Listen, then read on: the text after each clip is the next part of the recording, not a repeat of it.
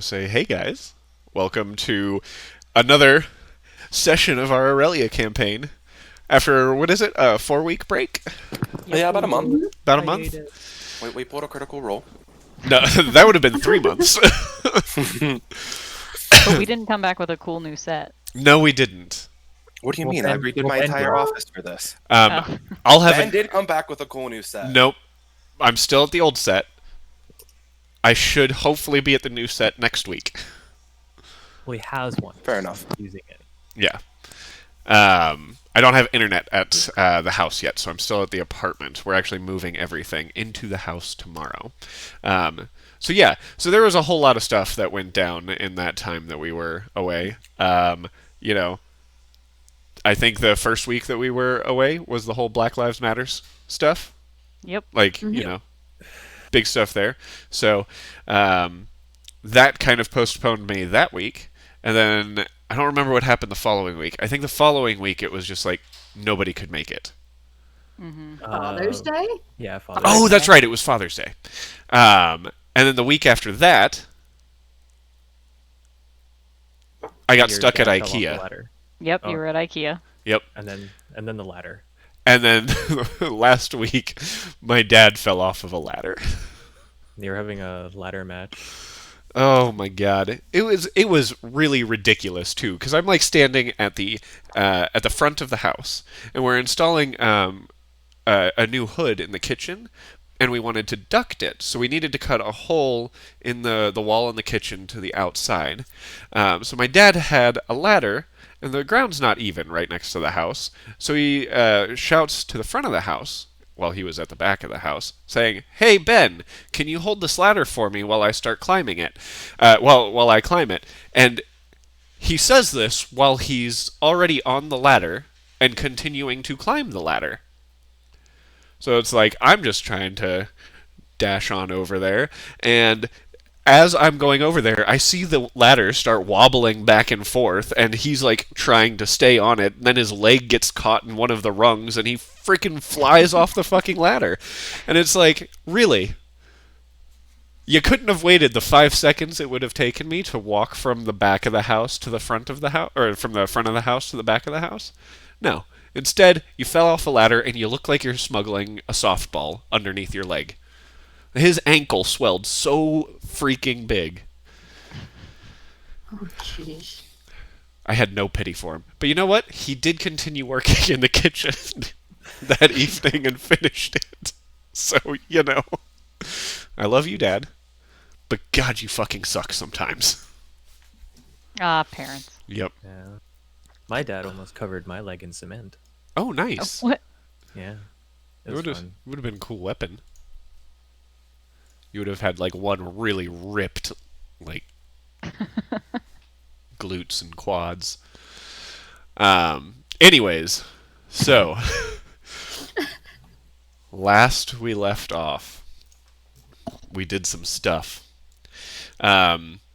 The champions of Peranth had been attacked by a trio of Iron Teeth witches, hunting attracted to the word stones that everyone decided to steal from, or harvest, quote unquote, from a random witch's laboratory found in the middle of the woods.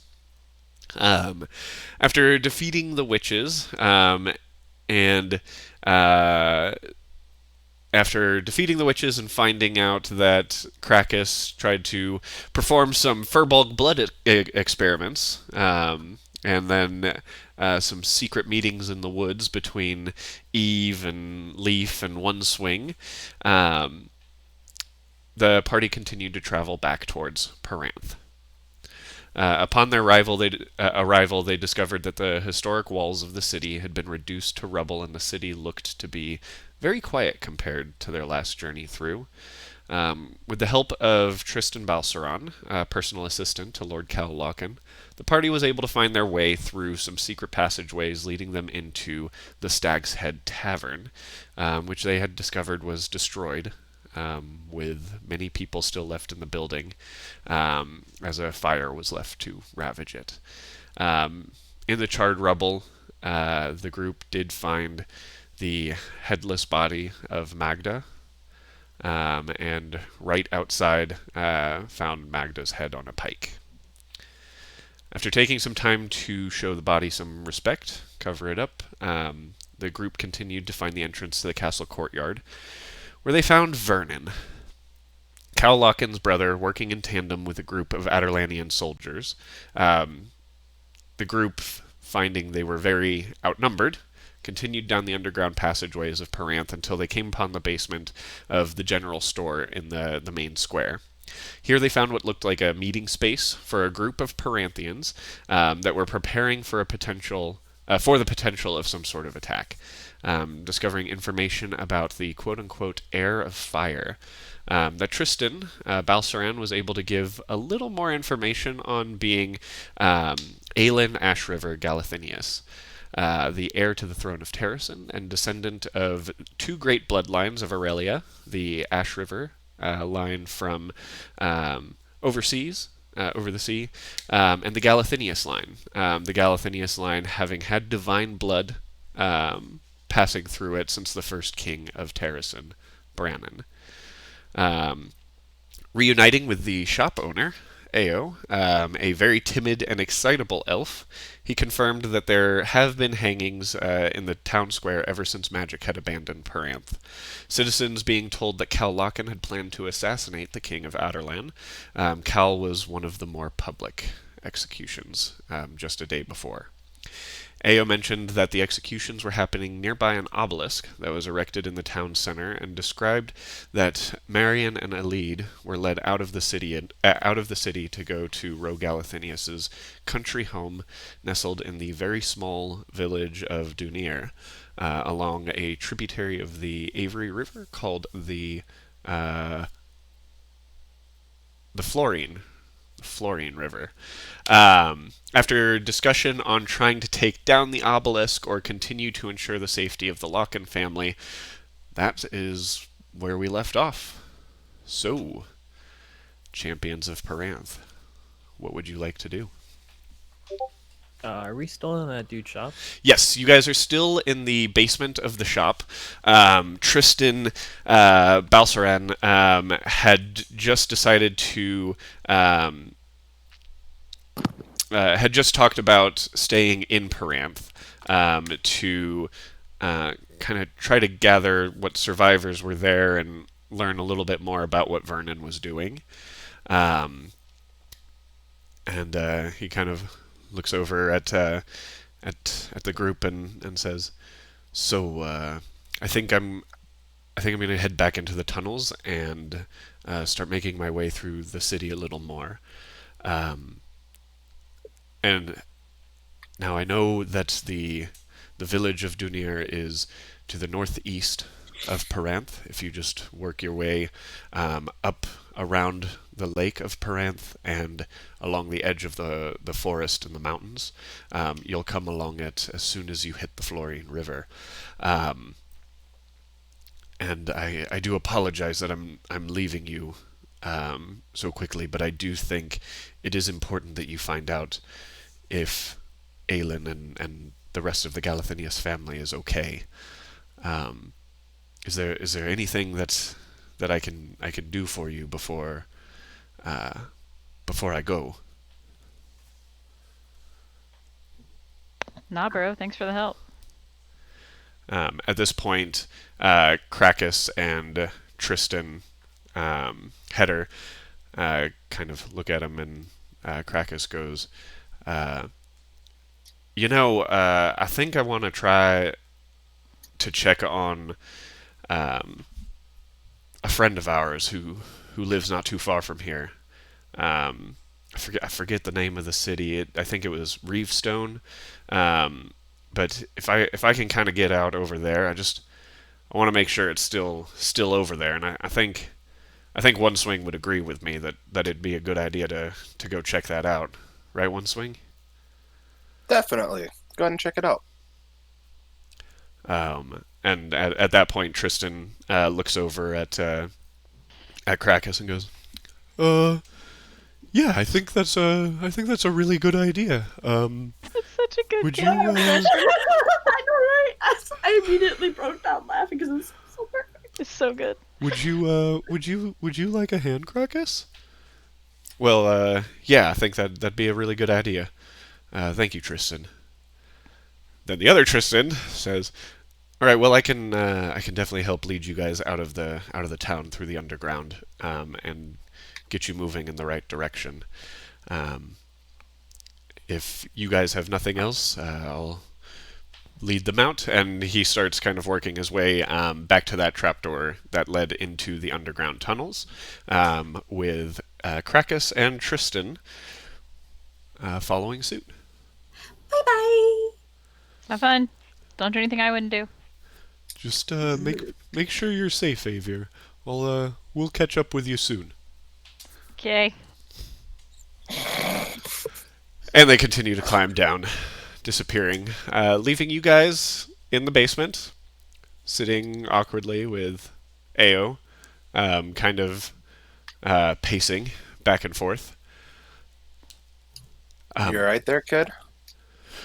Well, I'm just really worried now. Everyone's gone, and all of the people that I knew are dead, and I just don't know what to do. And I'm worried that I'm going to be next. And what if they do come back here, and they find this room down here? And what if they think I'm also in it, trying to kill the King of Outerland? I could never kill a King of Outerland. I've never left Paranth. I don't know what to do. Are you guys going to be okay? Hey, do you want to come with us and stop having a full-on panic attack? He's supposed to go where I told him to go. Yep. And I'm actually confirm- going to be heading to Oh, that's right. down towards the Assassin's Keep, to transport a message for Mr. Leaf here. Great. Do that. Okay, you're right. Okay, and he just jumps down into the trapdoor, and you just hear splash, splash, splash, splash, splash, splash, splash, splash. Leaf, Yes. was that message important? Sort of. Why? I think he's gonna die. You probably will die. Fine. Oh. It was all verbal, so it's not like, and it's all contextual information. So even if he does get caught, I don't think he's gonna talk, but he won't have anything to say that's worthwhile or that will make sense. Oh, he has a lot to say. Sometimes I feel like he's talking in Thieves' Cant, but like I just can't be sure. I couldn't even be sure. As you guys, are you guys staying in the basement? What are you guys wanting to do? Should we roll out? We need to go find and confirm the safety of the queen, right? In the Or daughter. the Lord's wife. Not the queen. Yes. And the Some might call the Lord's wife a lady. Oh. That's the word. that was that was a word that I didn't have available to me. Right. And Ao had confirmed with you guys that Elide and Marion, Lady Marion Locken, and their daughter Elide had been led, had met in the basement where you guys currently are, along with oh gosh, the tailor that you guys met, and her husband, in that basement, and had left the city, on their way towards Dunir, which is where the Galathinius summer cottage is. So that was the reason you guys were potentially wanting to head towards Dunir, because that's where Elide and Marion were headed, as well as where this Heir of Fire could potentially be. Because you guys had learned that in times where Terrasen is under siege, they'll move parts of the royal family to Dunir, due to the fact that it's a very small village at the foot of the northern end of the Paranth Mountains. The weather's pretty harsh. Traveling there can be very difficult. And is typically a pretty safe spot for the royal family. Weather is harsh. How? Cold or Oh, it's hot? cold, it's cold as fuck. Mm. You guys. So Terracin is the northernmost kingdom in this continent of Erilea, and it is very well known for being unseasonably cold the farther north you go all year, especially as you get closer to the Staghorn Mountains. It can be known to be snowing about 8 to 10 months out of the year. Wow. And One swings kind of place. yeah. And then as you get up towards, so Dunir was described to you guys as being at the northern end of the Paranth Mountains. The Paranth Mountains go right up to where the Staghorns are, just south of Orinth, the capital city of Terracin. And as a reminder, you guys had also previously learned that if you wanted to learn more about word marks or the Volg in general, going to one of the great libraries of Erilea would be a potential good plan for you. One of the libraries being in Orinth, another one being in Rifthold, the other one being in Antica. So the capital city of Terracin, the capital city of Aderlin, and the capital of the southern continent, being where the biggest libraries were found. So, I'm not super good with the cold, so if we could find some stuff so that I could be warm when we make this journey to the colder areas before we head out, that would be awesome. You do recall that A, you're in the basement of a general store, and B, that I need to look up the names of these people because I forgot them. Ba-da-ba-ba. The family that that you got your cloak from, Leaf, Cassian and Nesta, they were a tailor shop. So they were also connected to these underground tunnels as well. Hey, Avery, you want to go steal a bunch of shit? Or we could buy it, but I prefer stealing, but I'm also okay with paying them. Whoa, she's gone. So One swing, the voice of reason here. The owner of the general store just left, and Cassian and Nesta were the ones who led Oh, Marion right. and Elite out. Yeah. Oh, There's right. no Oh, one yeah. here. Let's. That's why it's I Legend forgot Control that they Stealing. weren't here. Yeah. So yeah, let's steal whatever shit we need. Let's go. I mean, we're doing Can we it. do a wait? Can we do an 80s style montage, stealing everything and trying it on, and like shaking our heads, like, no, not that one. Try a different one. Can we do that? One swings in the back, just dragging his fingers across his eyes.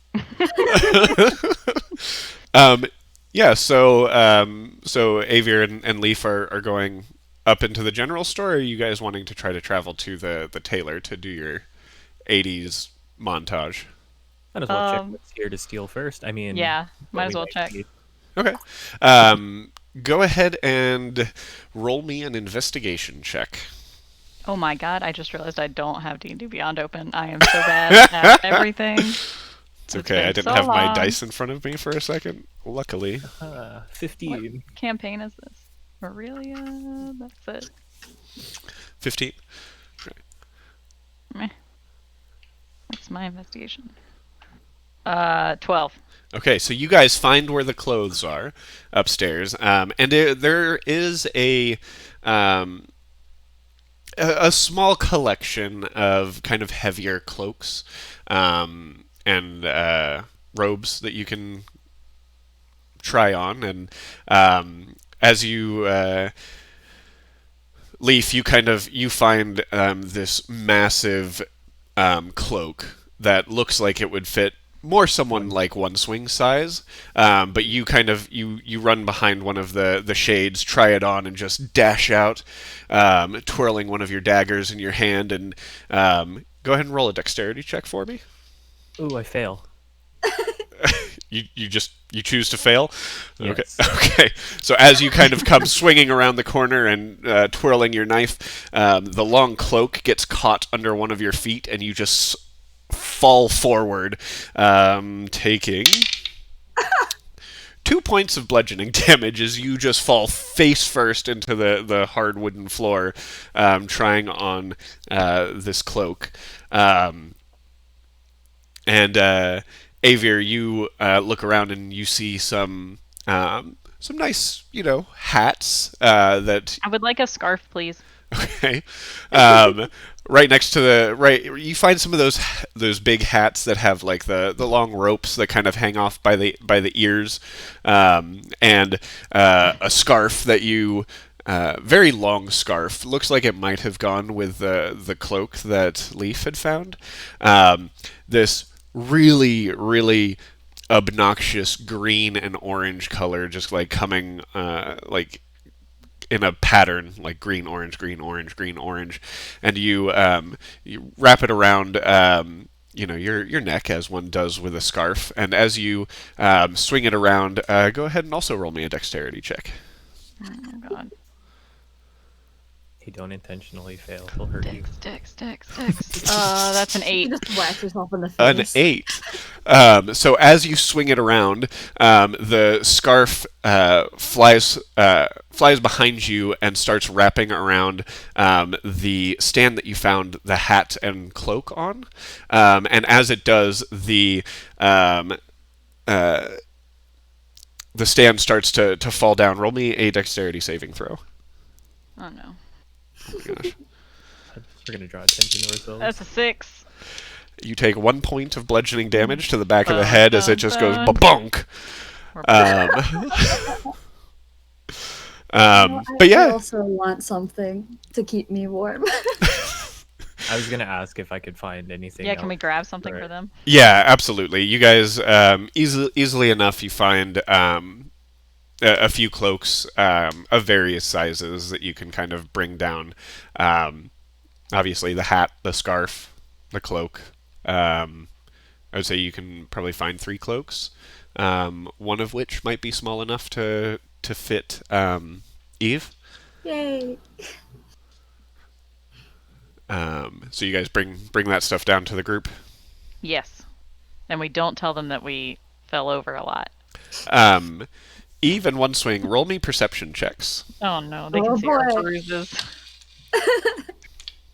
Mine's a natural one. I don't see shit. 18. 18. Yes. One Swing, as you're kind of waiting for everyone to find some clothes, you've become incredibly enamored with your fingernails. Something just about them. There's like maybe a little rock stuck in it. You're trying to just get it out, not really paying attention to anything that's going on around you. Eve, while you're kind of sitting down waiting, having listened to them, you hear first a loud and then a sharp thwack, and Avir's voice going, "Ow!" Damn it. And then shortly after, you see them coming down the stairs into the basement with some nice warm clothes. But was there cool 80s montage music when we were hurting ourselves? Definitely, That's all I want. Okay, great. definitely cool 80s. Worth it then. Yeah. Yeah, totally worth it.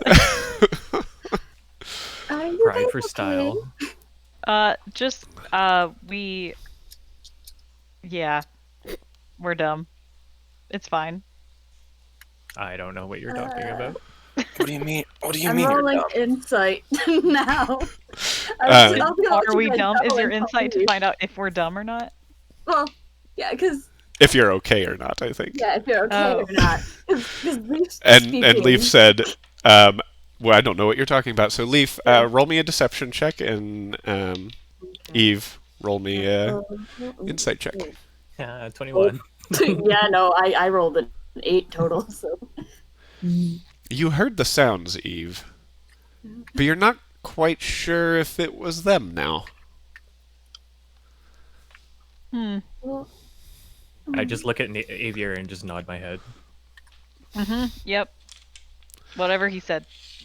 Guys, do you think this is a rock and can it get infected? What? That looks like I have a rock stuck in my nail. Am I gonna die? yes. Oh, Depends Wow. on the words don't. You know I'm kidding, right? oh no. Oh, okay. All right. Yeah. I knew that. I knew that. Hmm. Hey, let's here's all your shit. Let's get What's- out of here. Who's shit? Why do you have shit? I'm gonna give Warm people stuff. give the oversized cloak to One Swing. Easy enough. It's a pretty standard looking cloak, brown in color, but it seems to be fur lined on the inside to keep you nice and toasty. Because, you know, Goliaths really need to be nice and toasty. Leaf, I think this might be better suited for someone who doesn't like the cold. Okay, but I can't wear it. Something happened when I tried to wear it. Did I it found attack a you? normal sized one for me. Okay. Well, I'll keep it for now. We'll see what happens. Maybe Krakus can wear it. Okay. There you go. So yeah. Wait, did he just turn down our gift? Yes. Whatever. We lost hit points for that. I just press my finger against Avier's lips and just look at everyone else. I'm gonna bite his hand. Roll the bite. Roll an attack. Add your. My unarmed is +0, so. I'll say add your dexterity modifier. Oh, you're that's a going quick. 19. 19. Okay. And yeah, roll me a. We're gonna say a D4 That's a 4. plus your strength modifier. Okay, that's a 2 then. Okay, so Leaf, as you reach forward to put your finger on Avier's lips, she lightning fast just bites your finger really hard, and you suffer 2 points of piercing damage. What did I just witness? Xavier turning into a zombie. Or a vampire? Aren't we supposed to be saving a child? Yes, we are. You're right. Let's go do that.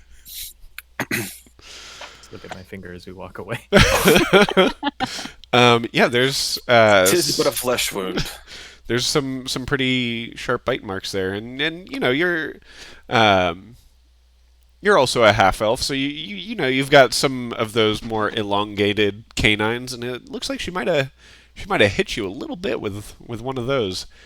It hurts. Maybe you know, and you start thinking to yourself, man, aren't bites like really easy to get infected? Every time I come into contact with a female's mouth, it always ends up in pain. Oh. Gross. Yikes! Wow. Alrighty. Tell me I'm wrong. You're not. You're not. As Leaf continues to kind of whine and hold on to his finger, you guys make your way. How are you traveling?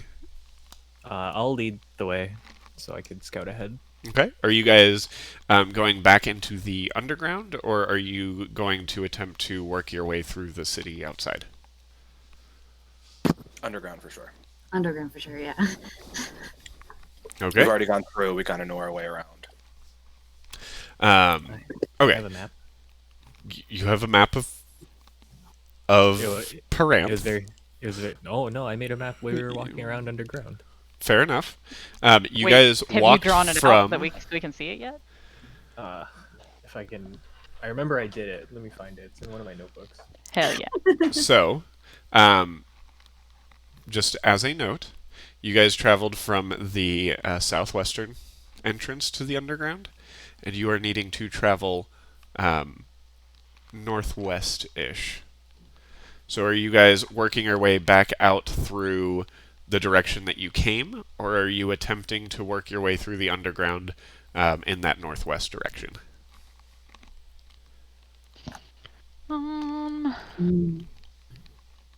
I don't like the way Ben said that, so So either we're gonna have to be navigators and make sure we don't get lost, or it'll take us more time to travel. And there Yeah. might be an encounter if we go out back outside. there's gonna be an encounter no matter which way we go. Let's be honest here. That's probably true. I like not backtracking. My vote is forward, northwest. Oh. But I will go with whatever the majority decide. Okay, so you're traveling northwest underground?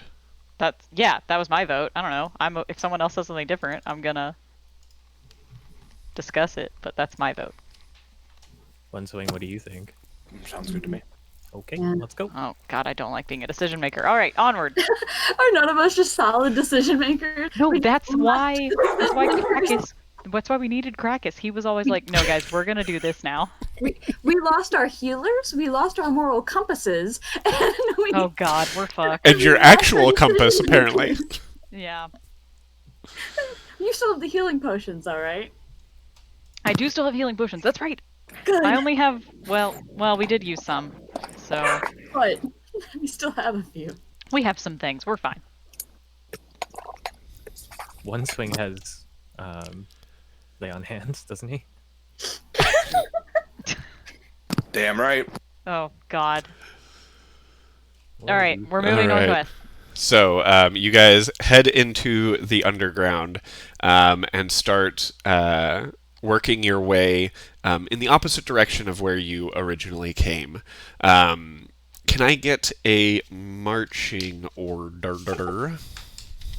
I think one swing should be our front tank, personally, or a So, rogue. But he Go doesn't ahead. have. Do Goliaths have dark vision? Oh, that's No. right. So I'm thinking maybe I'm the going on rogue ahead. and then me with the 60 feet dark vision. I also have. Yeah, I also have 60 feet of dark vision, but I'm okay to bring up the rear because I mean either one of us casters could, I guess, because we can keep an eye out behind and also be able to shoot at range. I'll keep up the rear. okay, so we've got Leaf, Eve, Mm-hmm. One Swing, Avier. Yes. Okay. Leaf. Oh wait, mine's 120 feet. That's right. Oh damn. Okay. Leaf and Eve. Yes. Go ahead and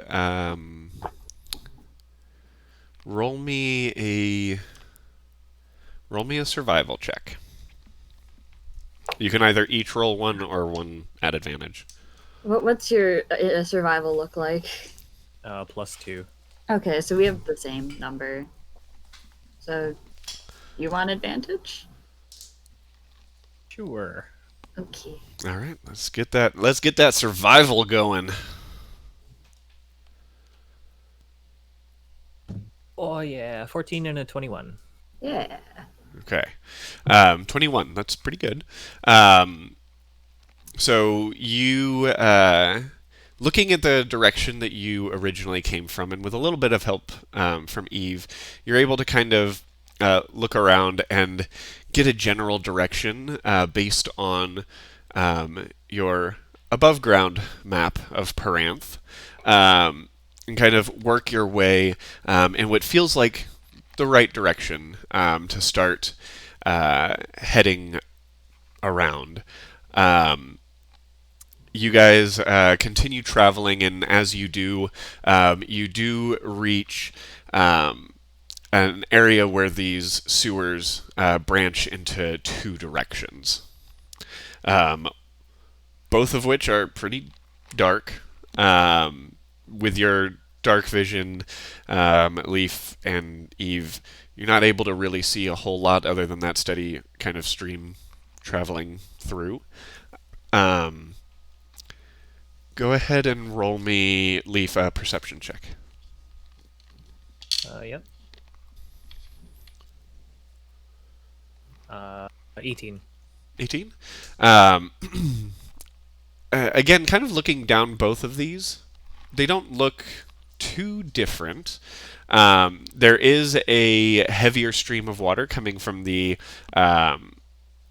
tunnel on the right, and a not as heavy stream of water coming from the left.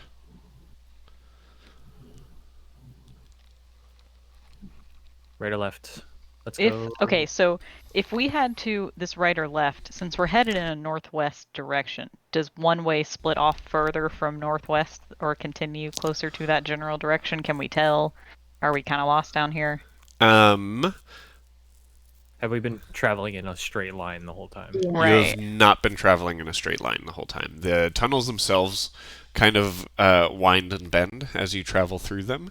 There are some various ladders that you guys had passed. Based on the map that that Leaf kind of drew, it's a tough one. There's no real way for you guys to tell exactly where you are in the city. You could potentially backtrack to a ladder to kind of see where that goes and where you might be in relation to that. Or actually, Avier, go ahead and roll me just a straight intelligence check. I'm good at that. I did bad. No, I didn't. 19. 19? Yeah, so you kind of paying attention to where you were at the general store, you gather that you guys are you're probably directly north of where the general store is. Okay. So, So westward bound. sure. So which way are you guys going? So left. Left. Yes. Okay. So you guys. So here's something that I was dumb with. I got my east and west backwards.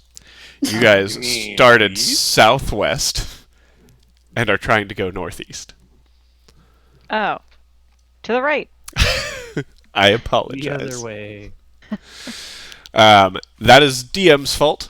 You guys started at the southwest or southwest edge of the city because that's where the Stag's Head Tavern is.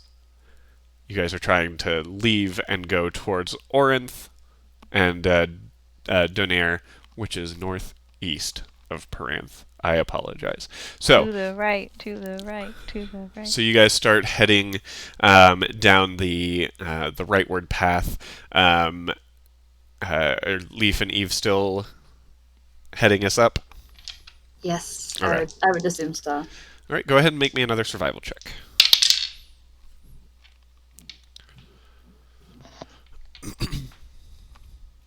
Are you on that again? Oh, cool. Oh, I'm really good at survival. Oops.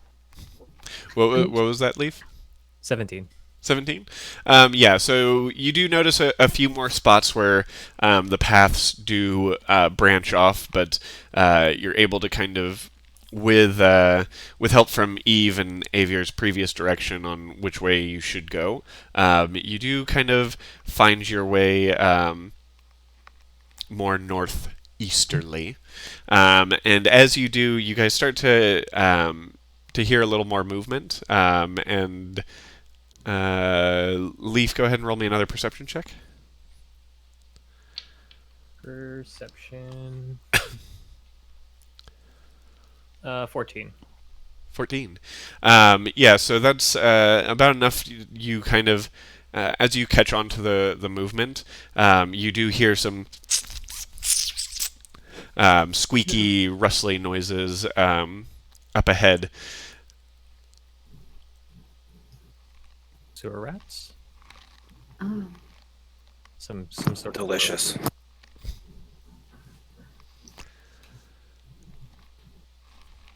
What are you guys doing? Let's say delicious. Should we kill whatever's up there? I mean, that's how our party kind of rolls. So I'm down for a scrap. Okay. Let's do it. It's been a month. I'm ready to fight.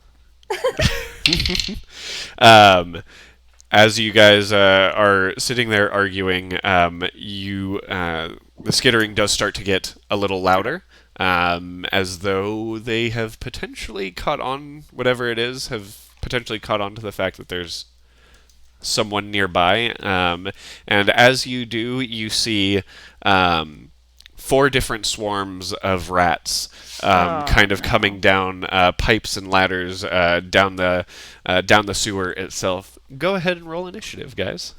Swarms are the worst. Okay, so I have a question. We did go up to level 5, right? Yes. Because 3 of our players. Oh, are I still did level not 4. level up. Oh, god damn it. I didn't level myself up. Yeah. We'll get difficulties. We'll be back soon. I rolled a 16. Okay, I'm gonna go level myself up. Okay. 16. What did my rats roll? Oh, okay. That's just a straight roll.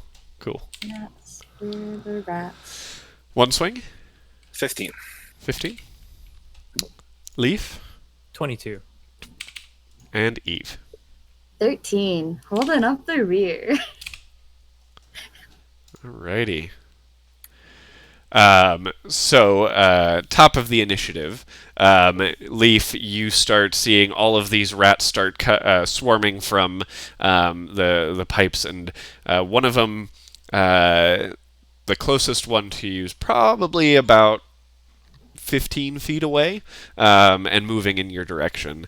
The other 3 are a little further down the sewer itself, one being about 30 feet, and then on the other side 30 feet, and then 10 feet behind those. So you've got one group that's 15 feet, 2 groups that are 30 feet, and another group that's about 40 feet away from you. I'm going to just draw my rapier, and I'm going to hold my action until they get closer. Until the rats get closer to you? Yeah. Okay. So Leaf holds his action, rapier drawn. Was that enough time for Avier to get herself leveled up? Yes. Perfect. So you are a little further back in the group, so that nearest group to you is probably about 25 feet away from you.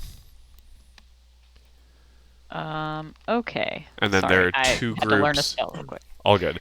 There are 2 groups that are about 40 feet away from you, and then the last group, which is about 50 feet away from you.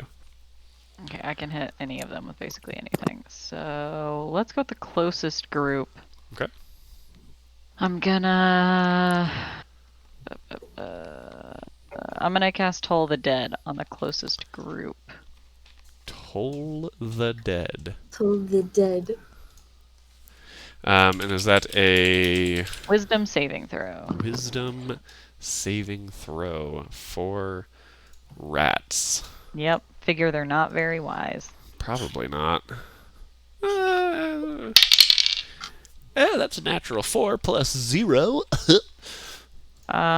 It takes 6 necrotic damage. Okay. So you point at you said the nearest group? Yes, the closest group to it. You reach a finger out, and a pulse of black energy shoots out, and as it lands right in front of that first group of rats, a faint, just tiny little explosion happens, and you guys just hear a boom, and you see the rats kind of scurry around a little bit, spread out, and shriek in pain. Nice. Nicely Yay. done. Die, rats.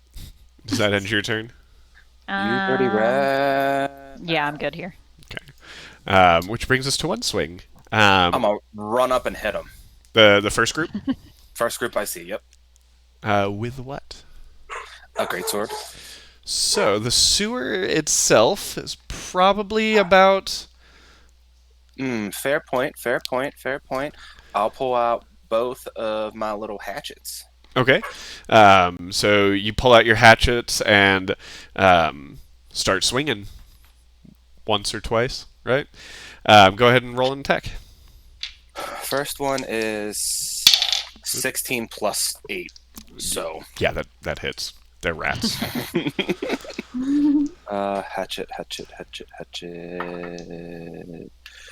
10 damage. 10 damage to that first group. Yeah. Okay. So you swing in with your hatchet, and you definitely get a couple of them down, and it looks like one of them is now dead between your hit and Avier's. But as you kind of swing, the rats scattered a little bit, and it doesn't seem to have done as much damage as you would have liked. Okay. Then I'm going to do my offhand attack. Okay, go ahead and roll an attack. Oh, I don't know. I never get to do this. What do I add anything to offhanded attacks? It's this because they're both hatchets, correct? Yes. It's still your hatchet modifier. Okay.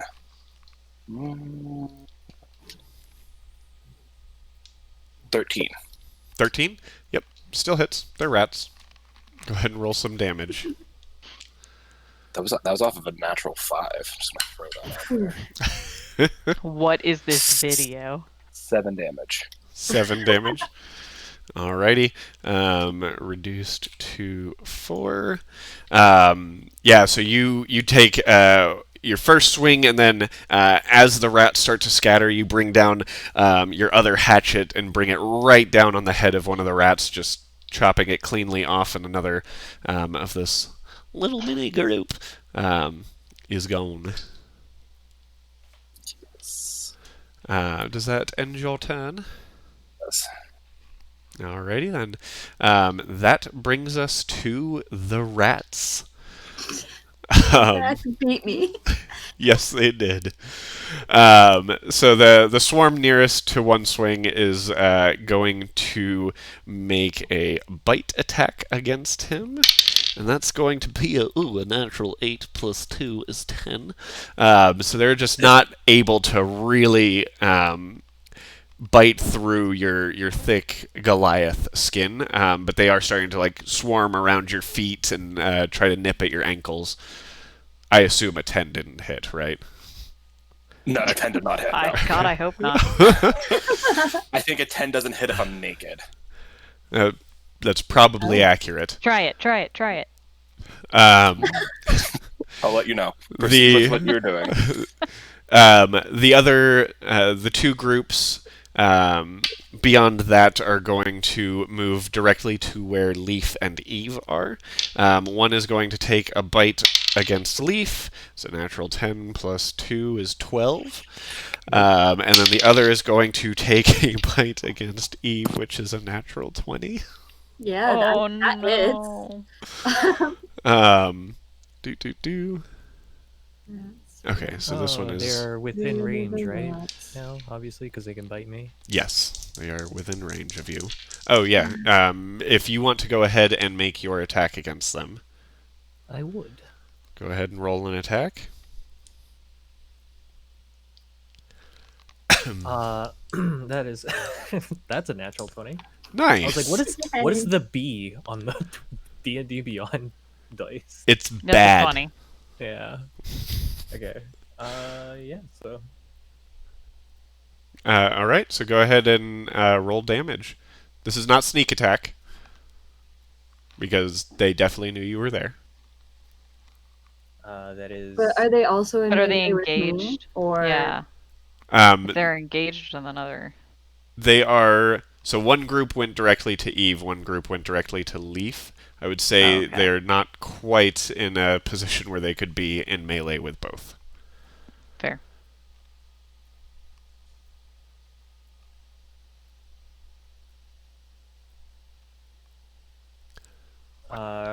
Is it one roll doubled? Yes. So that is... 3 is 11, 22 plus 3 is 25. 25. And what is the slashing damage? This is with your rapier, right? Yes. All right, so that is reduced to 13 points of damage. Oh shit. I did the wrong one. There we go. 13. 13 points of damage as you just rake your rapier across of them, kind of skewering 3 of the rats in one and just shaking it right off your blade. And the damage for I rolled 2 ones, Yeah, doubled, which is 4 points of piercing damage. Yeah, I'll take that. And the last swarm is going to make its way to one swing and also take a bite against him because that is about as far as they can get. God damn it! I rolled a natural 8 again. Okay. Yay! So now you've got 2 large groups of rats, one swing, just trying to swarm your feet and bite at your toes. Yeah. Delicious. That ends the rats' turns. Eve. Fuck them up. Okay, screw these particular rats in front of me. I can't do anything to them. I think I don't even know if I have a melee weapon with me, so I'm just gonna kind of like look down at them, frown, and then just kind of like move slightly over to try to see the rats that are in front of Leaf Okay. and blast them because I have 2 Eldritch Blasts now. Oh so I'm boy. Gonna do that. Oh boy! All right, go ahead Double, and double. roll an So, attack. Your First ranged one's spell a attack 16. definitely hits. You guys see this purplish pink blast of energy just go right into the middle of the rats and start scattering them. So the first one, 9 points of damage. Nice. And as you do, you see 2 of the rats just fall limply lifeless after the hit. And then attack number 2. Okay. That is 14. 14 hits. And the damage on that is 8 points of damage. And as though she is skeet shooting, her first blast of eldritch energy shoots the rats up. Her second blast finds its mark on the last remaining live rat, turning it into rat dust in the air. Good, good. Break Um, that Good deep. snowing. Snowing rat. Um, And there's some sparkles too. exactly, a little bit of glitter kind of falling, like starlight kind of falling all around them as it explodes in that blast of force energy. Yeah, and that ends my turn. All right, that brings us back to the top of initiative. Leaf, you just watched as a bunch of rats exploded in your face, and you see a swarm of rats kind of forming at Eve's feet, I'm gonna. and then 2 swarms of rats on one swing's feet. I look over. One swing will be fine. I'm going to move. Is there space behind the rats? Can I be in flank? Can I flank the rats? Yeah, they're in melee with Eve at this point, so you could sneak attack them.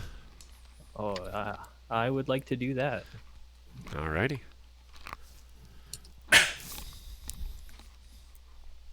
With the rapier, Of course, as one does. as one would do. 17. 17 hits. Go ahead and roll your sneak attack damage.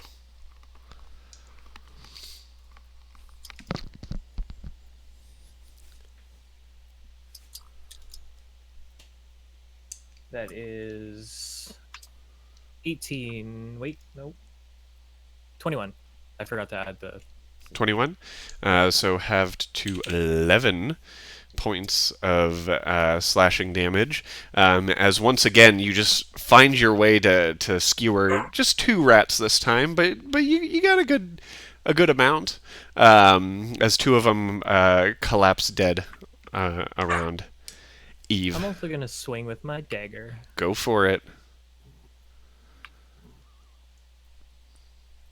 That's a 16. Rock on. And for 4 damage. 4 damage. Have Yeah. to 2. You're able to slash at one of the other rats, and it kind of turns and does a rat hiss at you, like. Does that end your turn? Yes. All right. Aviar in front of you, one swing just darted forward and is being swarmed by 2 groups of rats. You saw Eve just annihilate one group of them, and Leaf is just wildly shaking his rapier at them. Which kind of shape does the one in front of Eve look like? Like how bad's it looking? Did it lose a lot of rats already, or? So it's lost there's like 2.5 rats left of the 5 that had originally swarmed her. Okay, cool. I'm gonna shoot that with a scorching ray. Go for it. That's an 18. Yup, that hits. 7 points of fire damage. Alrighty.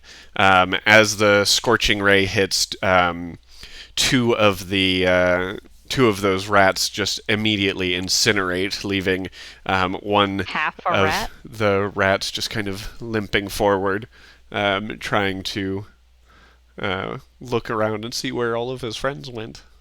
Oh no. Okay, I'm gonna leave him alone. Someone else can take care of him. I'm gonna shoot my next scorching ray at one of the groups in front of one swing. Okay, so there's one of the groups is looking really, really, really rough. Like there's a rat left. And the other group is not been touched. I'm gonna shoot at the untouched group. Go for it. Roll your attack. Dirty 20. That hits. These rats are not wearing armor. 9 points of fire damage. 9 points of fire damage. As two of the 5 in that group just immediately get incinerated, and all you see one swing in front of you is where there were 5 rats, there are now 3 rats and 2 rat skeletons. Does it smell good? I mean, Ew. you do like the smell of roast rat. Kind of reminds you of Otto. Oh, my bud. Yeah. We don't know him. He abandoned us. Rip. That brings us to one swing's turn. So, I know everybody here has played Mario at some point in their life. God, I hope so. I'm gonna try the Mario butt bash on these remaining rats. You're gonna ground pound him? I'm gonna go for the ground pound. Absolute icon. Okay. Roll an unarmed attack. Okay. Are you going at the group with the incinerated bunch or the group with like the one rat remaining? The incinerated bunch. Okay. So that's an 18 plus 8 That hits for 6 damage. for 6 damage. And you know what? After seeing those rats get incinerated, you guys just see one swing jump up, hit his head on the ceiling of the sewer, and then just stomp down on on one of the rats, and you guys just hear a sickening crunch as one of those rats two of those rats actually just disappear beneath his feet. Oh. So Venom. So one swing has like 2 rats in front of him, and Eve still has the 1 rat, which brings us back to the rats' turns. Does that end your turn? One swing? Yes. Okay. Who is going to make another bite against Eve for a 16 to hit? Yeah, that hits. Yes. But only half the damage. This is actually 4 points of piercing damage. Wow. Same as your crit. Oh, God. Goody. And the 2 groups near one swing are going to once again attempt to take bites at him. One is a 4 to hit, and the other is a 13 to hit. Both miss. God, your skin is just way too thick and calloused at your feet. Like, maybe you should get a pedicure. Does he have hobbit feet? I am a mountain Goliath. I would assume that they look like stone. They're so calloused and gross. Yeah, a little bit.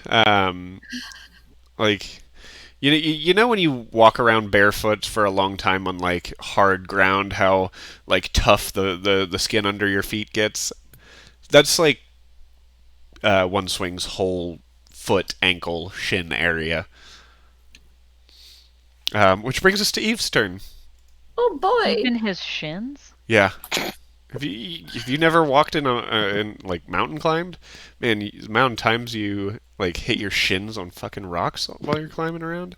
It's not I've fun. never like climbed Everest or anything, but I don't know. You can do that without climbing Everest too. There are things in between Florida and Everest. Yeah, I don't think so. Oh, those are the two types of mountains: Florida Those- or Mount Everest. Yep. That's it. Question: how many rats are left on me? One. There is single one rat on you. Yep. Okay, so And it bit really hard. It was So- pissed. I'm Kick it. going. Yeah, just kick it. No. I'm gonna do something even better. I am going to look down at this rat, and I'm going to mock it viciously. Oh my Oh, god. God. Yes. You dirty rat. How do you mock it? So I'm going to basically say that you are stinky, you have no manners, and you should just leave us alone. And Boy. All right, and that's what kind of save? Wisdom save?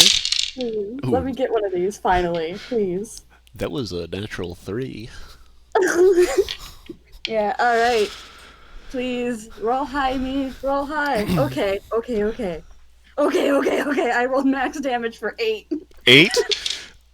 You look down at this rat and you say your words, and it just it looks up at you, and you just see like shining eyes look up at you, and then it just stops breathing and falls over. Oh my god! You embarrassed it to death. Finally! I'm sad it's a rat though. That's gonna be kind of cute though. I'll take victories when I get them. The remaining rats are kind of looking around. The remaining rats being 2 around one swing. They're kind of looking around and seeing that all of my friends are dead right now. Maybe All my friends are now's dead. not a great time to be around.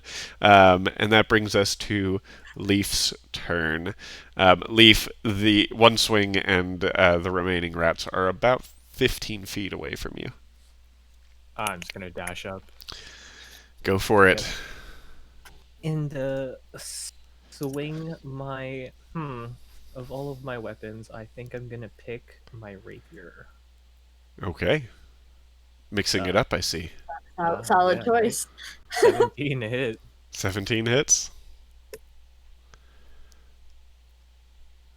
And I 10 damage. 10 damage, reduced to 5. That last rat's looking real rough. Cool. Really rough. I'm just gonna kneel down and stab it with my dagger. Go ahead and roll an attack.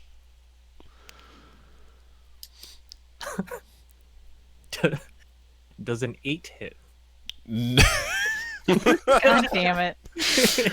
So this rat that has like one of its legs cut off and its tail missing, and seems to be slightly eviscerated and have some sort of viscera hanging out of its side, just steps out of the way as Leaf tries to hit his dagger on the ground, and you just kind of see Leaf like going dink, dink, dink, dink, just hitting all around the rat. Jesus. He's small, okay? Can I just please firebolt it to put it out of its misery? Go ahead and roll an attack. Wait, firebolts. Roll an attack. Oh God, I missed. It's a 9. Oh my god. I missed with a dagger. A You bolt that. A bolt of fire just darts forward and kind of engulfs Leaf's dagger a little bit as he's trying to poke this remaining rat with his dagger. Look, we've got in my way and made me roll a natural 2. That's not my fault. I rolled a natural I rolled a 2 as well. God damn it! You cursed me. Isn't it the rat's turn now?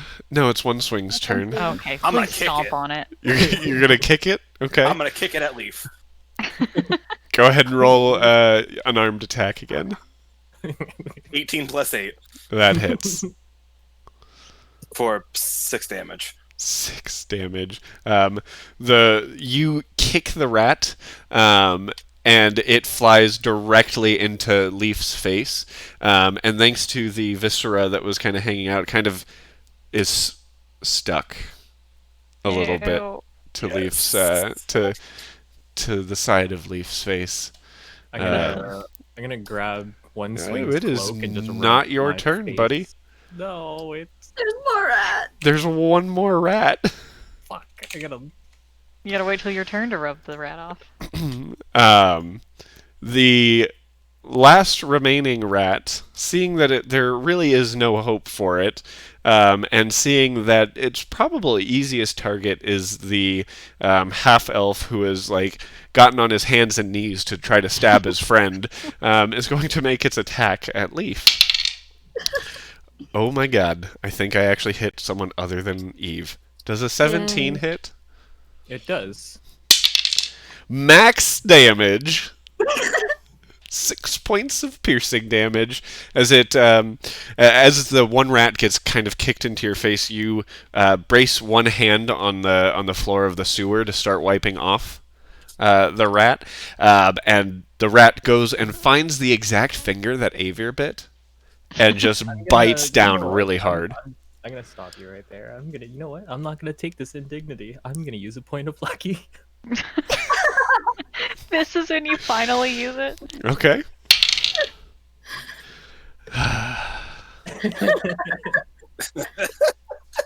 No more indignity. Oh no! Does an 18 hit? Oh my god. The indignity continues, my friend. The indignity continues. Bite's already bitten finger. Yep. Does it reopen the wound I already created? Oh yeah, Aw. it's just kind of gushing at this point. If it wasn't infected before, defo is now. All right, and that ends the lone rat's turn, and brings us to Eve. Oh god. You see just this. So much incompetence. You see first Leaf trying to stab one rat, and then Flame engulf the blade while he's trying to stab the rat, and then finally One Swing just kicks the rat into Leaf's face, and the other rat runs onto Leaf's hand and bites his finger. So I'm gonna verbally assault this rat too. Okay. How do you verbally assault them? How dare you go and hurt my friend? You are nothing but a no good sham. And that would be a 10 on the wisdom save. Yeah. I'm verbally assaulting these rats for 6 points of damage. 6 points of damage? Yeah. How do you want to do this? So I like squeeze through to come up to where Leaf is on the ground, and I'm like wagging my finger at this rat.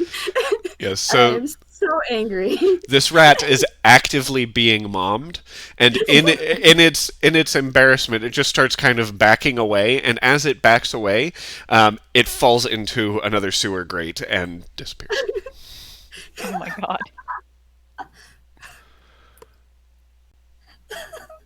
Wow, that was so serious. I didn't we know she was solve your talking to the rat rat or puzzle? me. What was that, Avier? I was saying, did we solve your rat puzzle? Yeah. It was a real difficult rat puzzle. We did so good, guys. Well, who needs Krakus and Tristan? My finger's bleeding. Fucking wrap it up in your coat and get the rat off your face.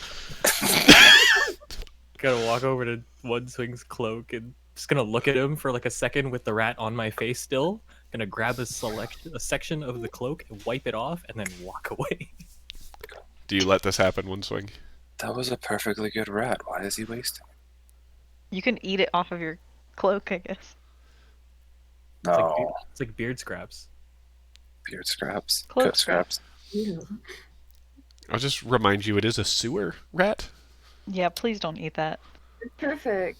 It has additional flavor. I'm not going to eat it because that means we have to cook it, and that's just too much work right now. All right. That's literally what's holding it back right now, so everybody knows. Is that you have to cook it first? Yeah. Oh, okay. You guys continue onwards. Yes, please. Behavior. Can I have one of those healing potions? We only have 2 left. Do you really need it? Fine. I can make do for now. Oh, no, I was just being an asshole. You can have it if you need it. No, I can make do for now. Oh, okay. All right. You guys continue further into the sewers and eventually find, rather than a ladder, another kind of stairwell that leads in an upwards direction, similar to the one that you guys entered from the southwest gate in.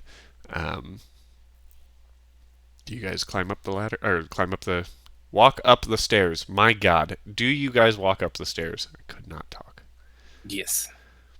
Oh. Climb up the stairs is also a totally acceptable I way guess to that's phrase fair. that. As you guys work your way up the stairs, you get to a almost like a cellar door like thing.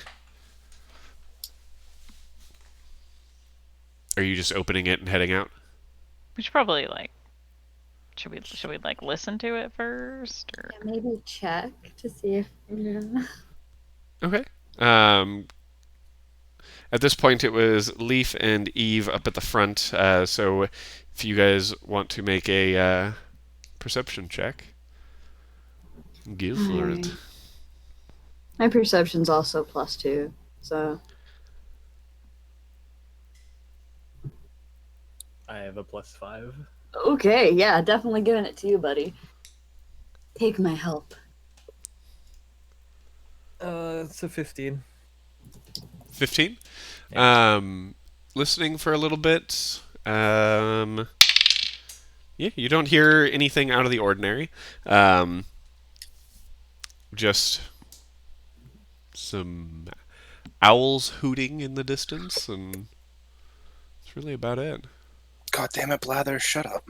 Who just wants to tell you about this specimen of fish you just caught? no, I've never done that. It's so annoying. I always ignore him It's unfortunate that you've already donated this. every time. I haven't found a new fossil in months.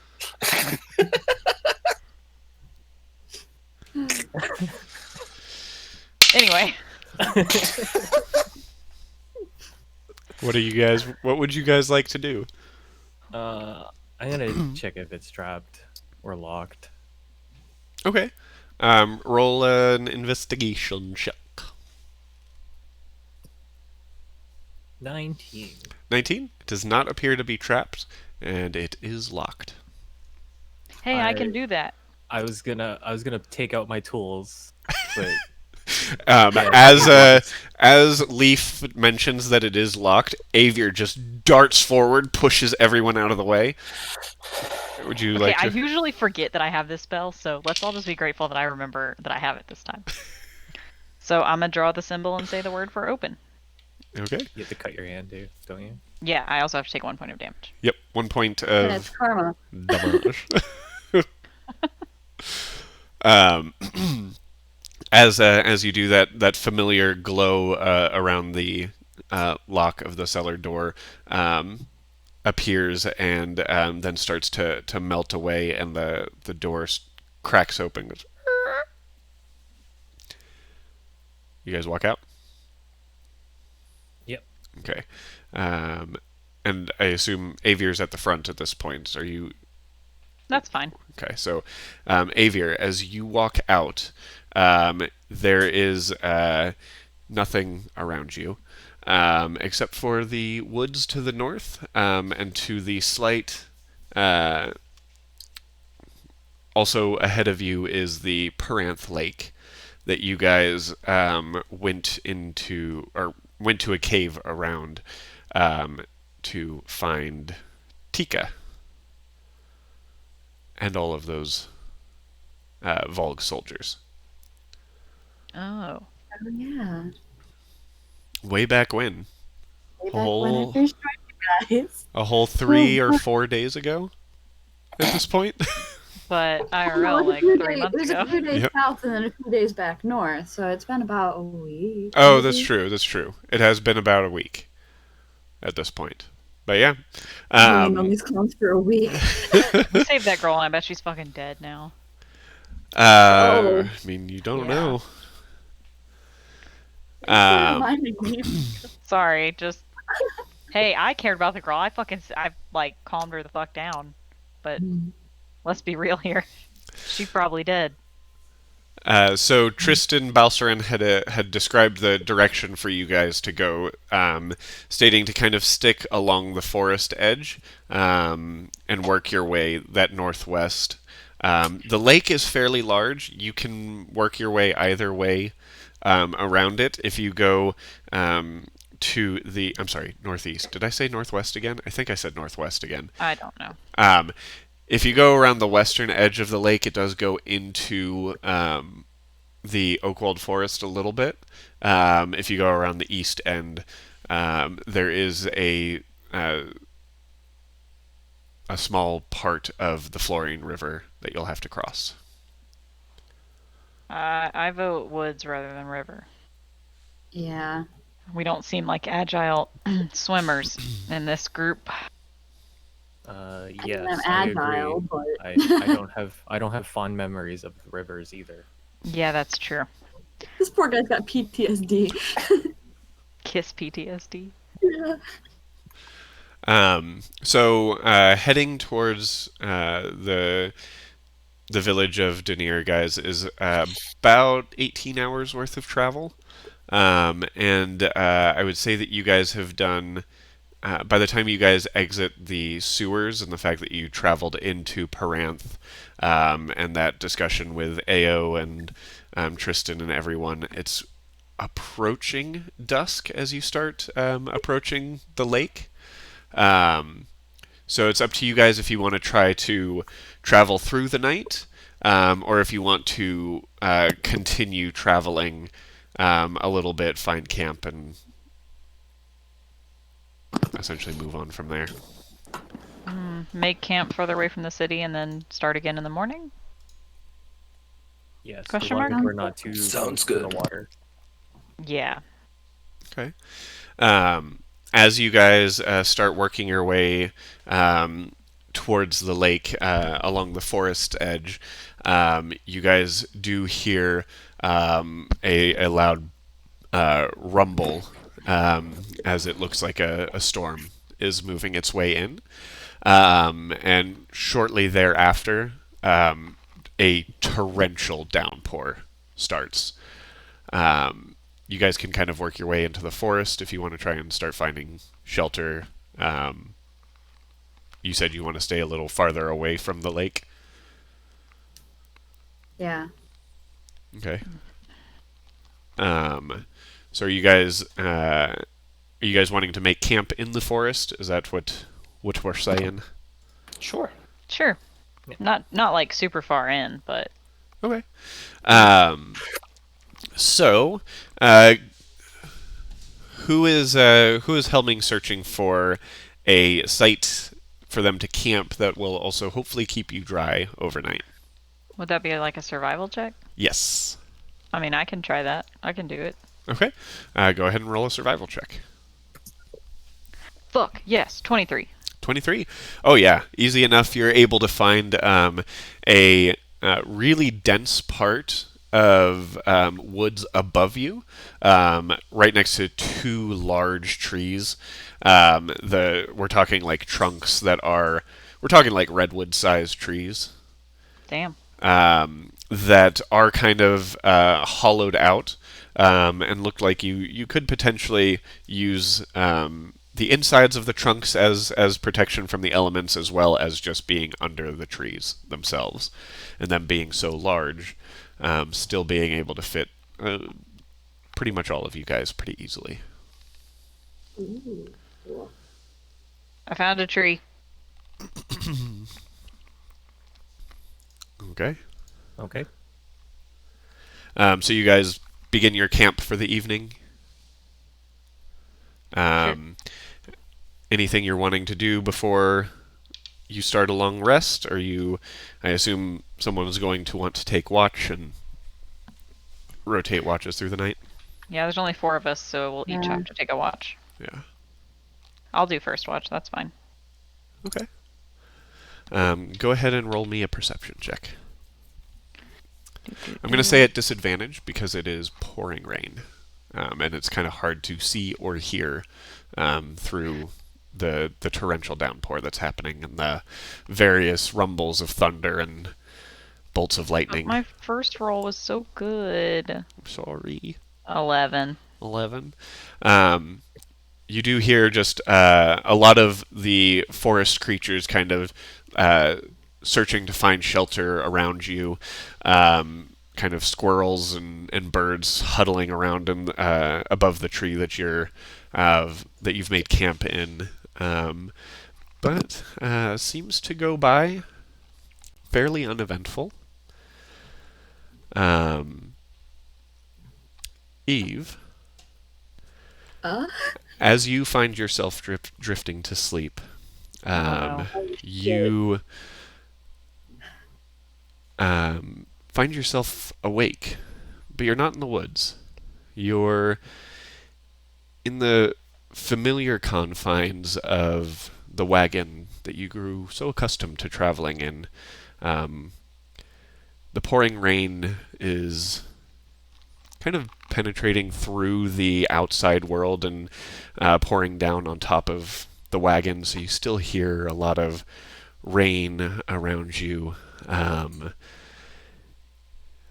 And you hear a soft voice in your ear, the voice of a woman saying, "You are a curious one, aren't you?"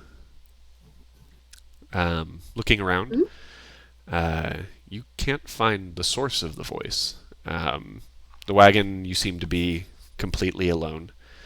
And just as you realize that you're completely alone, a candle lights near the table that you kept next to the cot of your wagon.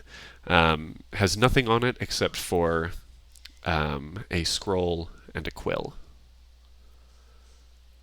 I go to look at it. Okay.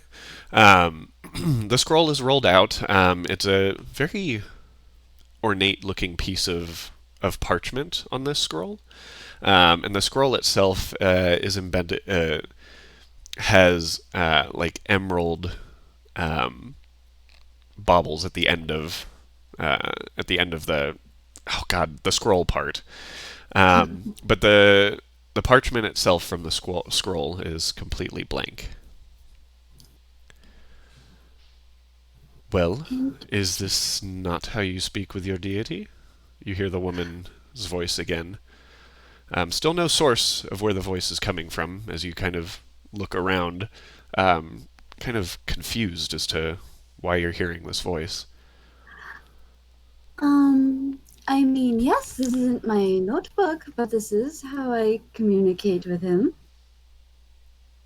Well, do you have anything to tell him? I mean, I already wrote everything in my notebook for tonight.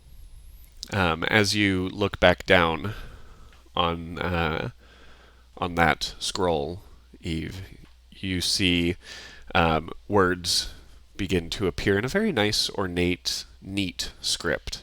And it says on it, "Interesting you bring another being with you this time, my ever-changing child." Oh my gosh. And you hear that same woman's voice say, "Not what I was expecting. It seems like your deity knows of my presence." I mean, he knows everything, so of course he would. Interesting. Everything, you say. And as she finishes saying that, new words appear on the scroll that says, Aneth seeks my knowledge from times gone, but does not seem to remember that knowledge is earned, rewarded. And as that last word is written, there's a very loud burst of thunder that shakes, and you're awoken from this dream, still in the woods, under your tree. I look around for a second, just very, very confused. Who would like to take the next watch? I guess I can, since I'm awake now. Okay. Avier, you kind of see Eve jolt awake at that the most recent burst of thunder, and go ahead and roll me a perception check, Eve. Okie dokie. Is it at disadvantage? Yes. Or... Okay, what's my +2? So 11. 11. Same kind of things. You just hear the rain falling around you, deeply perplexed by your dream. And as it kind of gets close to the end of your watch, you still hear a voice that says, "I'll be watching you." And who would like to take the next watch? One swing will do it. Okay. Disadvantage, right? Disadvantage.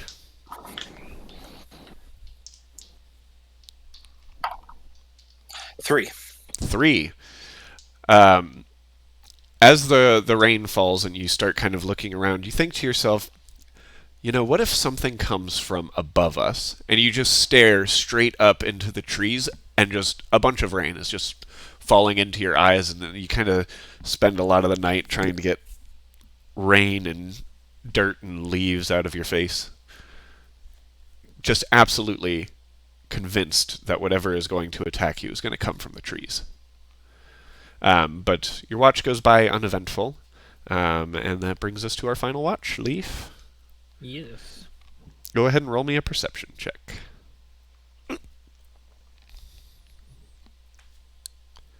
That is a 16. 16? Okay. Um, your watch also goes by fairly uneventfully. As the night goes on, the rain does start to dissipate a little bit, and the sun crests over the trees and kind of reflects off of the lake that you're staying a healthy distance away from. But kind of starting to burn some of those clouds away, and make way for a crystal clear afternoon of traveling northeasterly. So you guys awaken a little wet, but thanks to Avier's ability to find a good solid camping spot, you're actually able to find that you're staying pretty dry. You're not too cold. This was a good, safe spot that Avier found for you. Yeah, I did something good. Good job, Edgar. And then at this point, you guys can kind of continue your traveling. You've probably got about 14 hours worth of traveling left. So essentially, you'll be traveling through the day and then should arrive tomorrow morning, or early afternoon. If you guys are wanting to do that, we can kind of do for the sake of brevity, perception roll or survival roll to make it through the forest side of all of this to find your way towards the city. Okay. All right. Who would like to helm the journey northwards? You said we'll either be rolling survival or perception? Is that what you said? You'll be doing 2 separate rolls, one for perception, one for survival. Well, I I would be can- more than happy to do survival. I'm proficient at it, but I'm I not can good do at the perception. Okay. Okay. Go ahead and let's do your survival roll first. Oh God, no! What did I click? Calm down. No. PvP Beyond. What are you doing? Okay, I fixed it. 21. 21.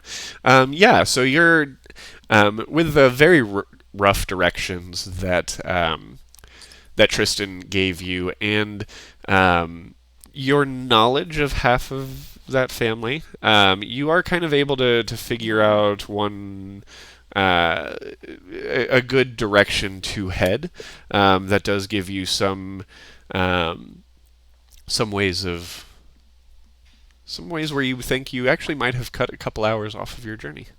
Hell Ooh. yeah. Leaf, go ahead and make your perception check.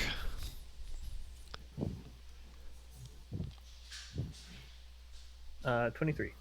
23? Nice. Okay. Okay. Towards the end of your day, you guys are working your way forward, and Leaf, in the distance, in the Oakwald Forest itself, you do notice what appears to be a campfire, maybe. It's probably about a few hundred feet in front of where you guys are. And it is getting, you're approaching dusk at this point. Yeah, what would you like to do? I'm going to inform my companions about the campfire that is in front of us and ask them what they would like to do. Investigate. Right? Murder. How about we don't murder and we just check to make sure they're not bad people first? Yeah, I We'll agree do- with that. We'll do it your way first. I'm assuming we're in the forest still. It's pretty dense. Can I enter stealth and try to make my way closer to see what I can find out? Yeah, you guys are a few hundred feet away. Are you wanting to, like, are you going alone? Is anyone going with him? I'm just gonna leave Um, before the decision is made. You're going before the I'll try decision to is stealth made? up with Okay. him. So Leaf, go ahead and roll a stealth check, and Avier, as Leaf starts moving his way forward, you decide to follow suit and go with him. So go ahead and roll me stealth checks, you two. 16. 28. 28. Jesus Christ. As you are moving forward, Avier, Leaf just like you've been trained in some ways of staying stealthy. Leaf just disappears from your sight as you're working your way forward. As you're moving forward, you feel like you're still remaining pretty stealthy, and as you approach, you do see this campfire, and around it are 3 humanoid figures. Leaf and Avier, go ahead and roll me perception checks. 11. They're humanoid, all right. They look like people. They do look like 17. people. 17. You notice these humanoids are pretty wet. Could be from the rain the previous night that worked its way up in this direction. It could, and you notice that 2 of them are taller figures, and one slightly shorter figure. They appear to be with a 17, I'd say you'd be able to tell that they do appear to be elven.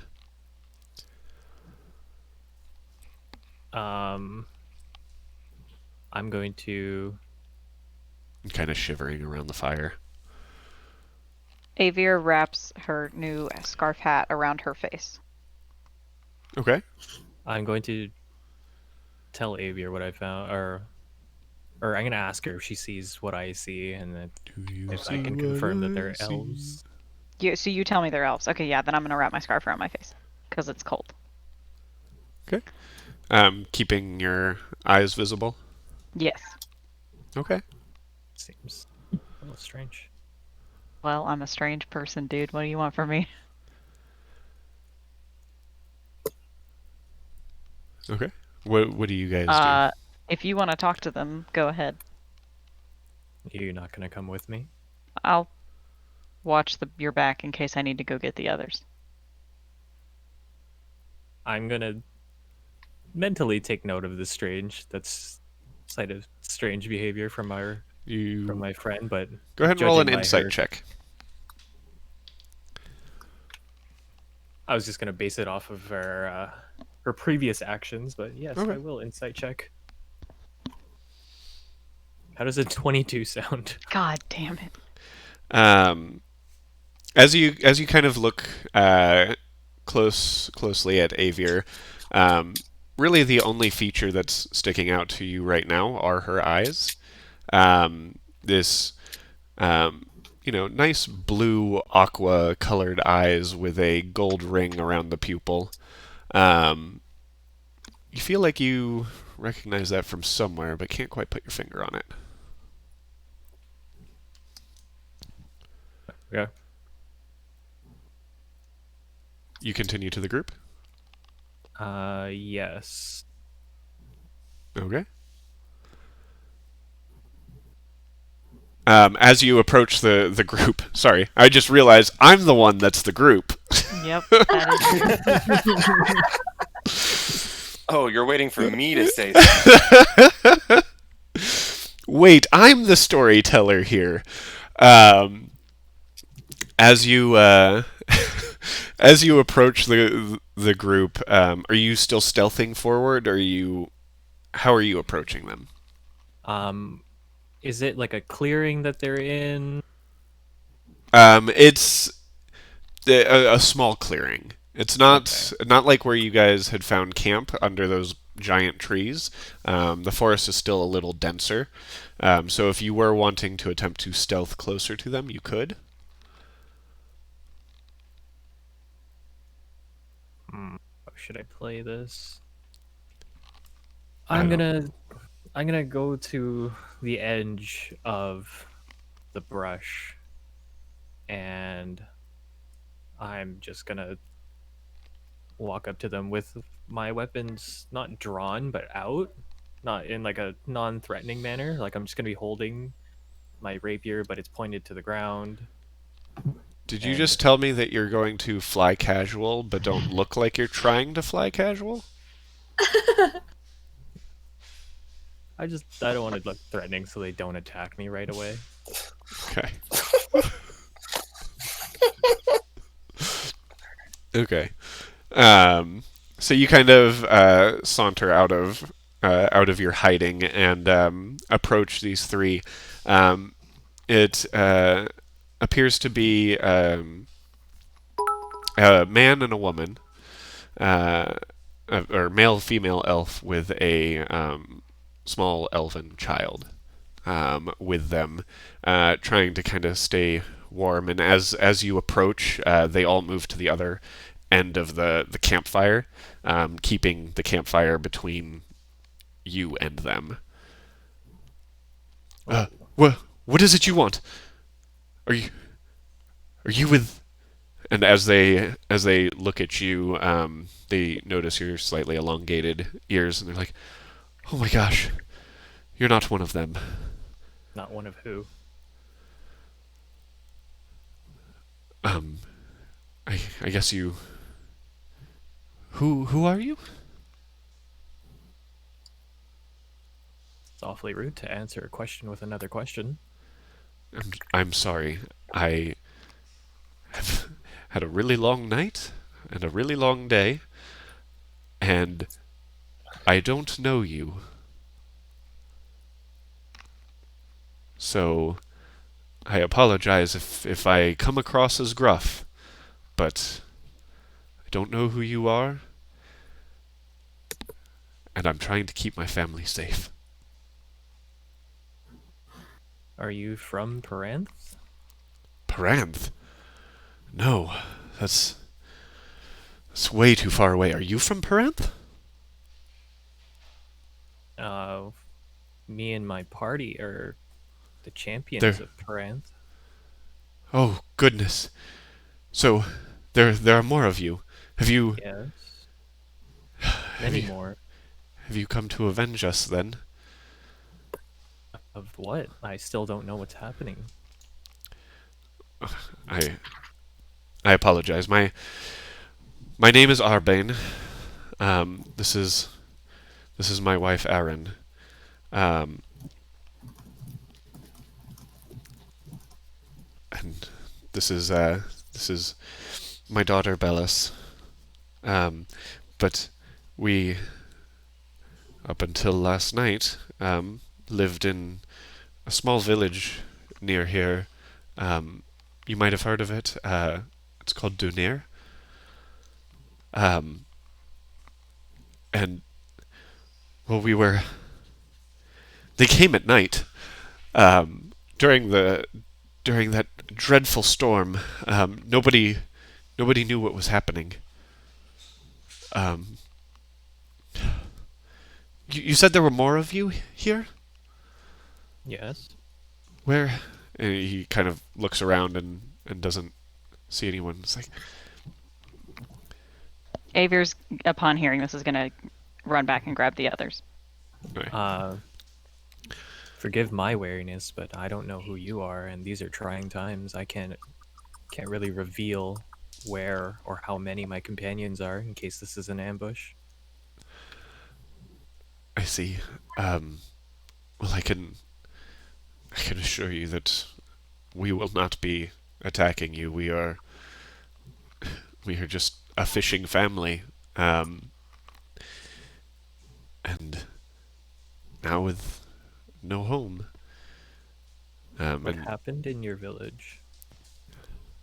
at this point in time, during your conversation, Avier was able to kind of dash back towards the group, and I assume you guys head back with Avier.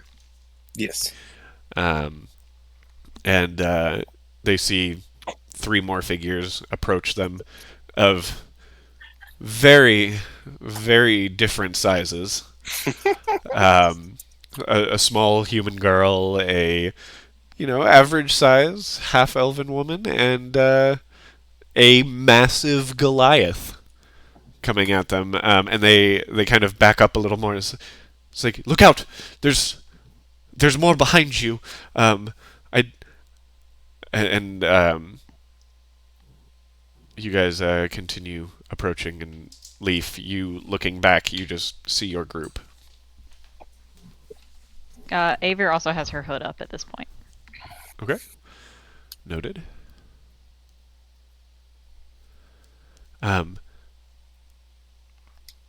Leaf, are you going to tell them who they are, or are they going to continue being afraid of them? How are you playing it? I'm.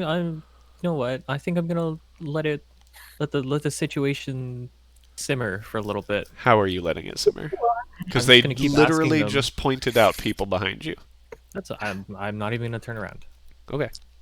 I'm gonna keep asking them. Who are these others that you thought we were? Well, there were other people behind you.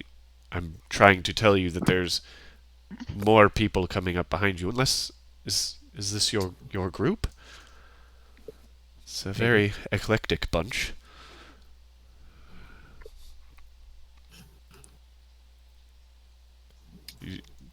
Leaf. Maybe. What is happening? Okay, well, if you guys are not going to help us, please just leave us alone. We just lost our homes, and I cannot take dealing with whatever. Avir's gonna slightly like elbow Eve, like, hey, you should step in. Hey, help him, please. Okay. And You're nice. Help. I kind of like skip up to Leaf and I go, "Hi, I'm Eve." The little elf girl kind of like peeks forward and sees you and kind of grins and waves a little bit. And Marbane kind of looks down and she was like, "Oh, hello, Eve. My name is Marbane, and this is my wife Erin and my daughter Bellis." Oh, it's nice to meet you guys. Is he being mean to you guys? He's not the most charismatic person. He kind of seems like an asshole.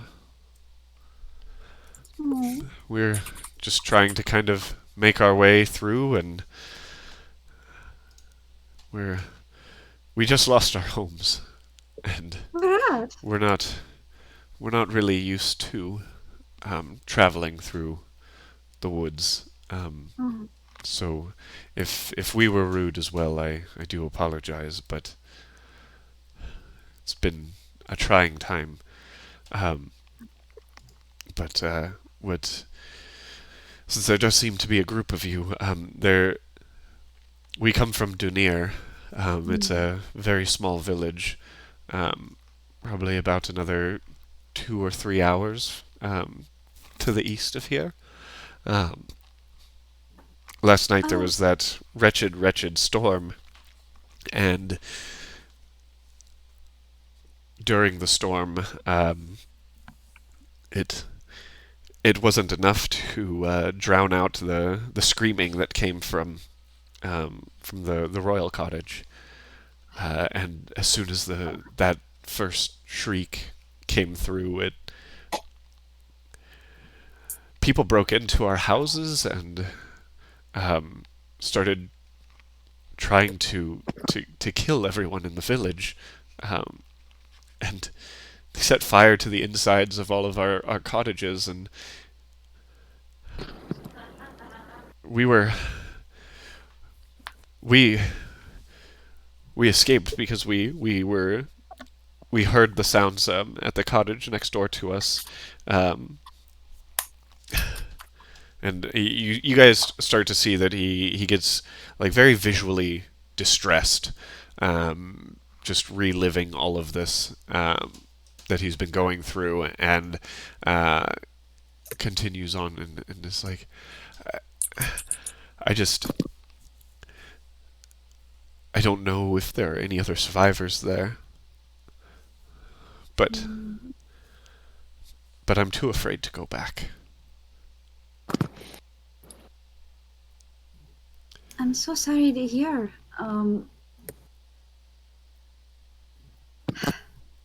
So this was last night during the storm?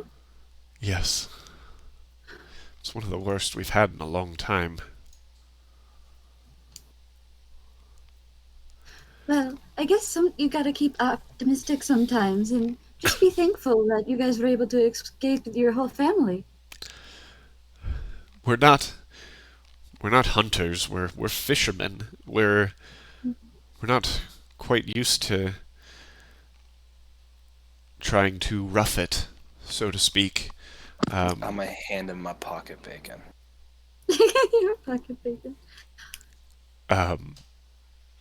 He looks at your massive Goliath hand, and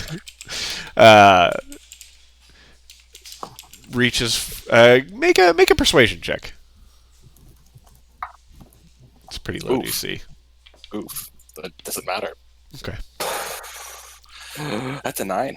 A 9. He kind of looks at your pocket bacon, and there's some lint kind of stuck to it, and he begins to reach forward, and then kind of looks at it, and it's like, I appreciate your kindness, but no, I think I'll pass, but I appreciate it. Okay.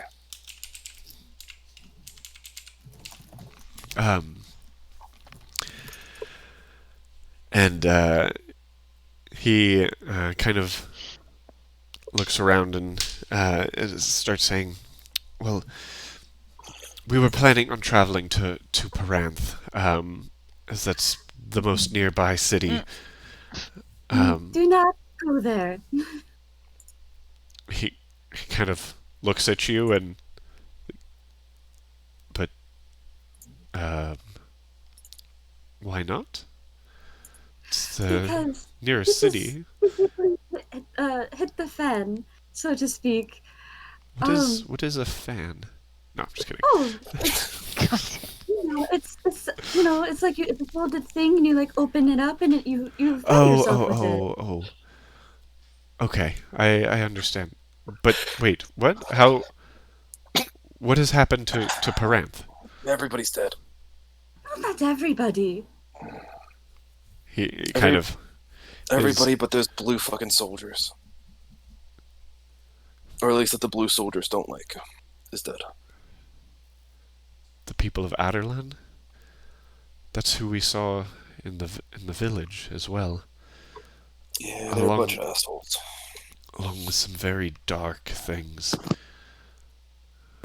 But What kind of dark? I couldn't really see them, but they were bigger than humans. I think they might have even been bigger than you, large one.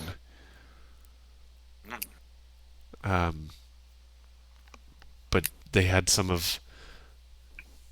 there were soldiers and then a few of those large creatures with them, taking their commands and slaughtering my neighbors and my friends and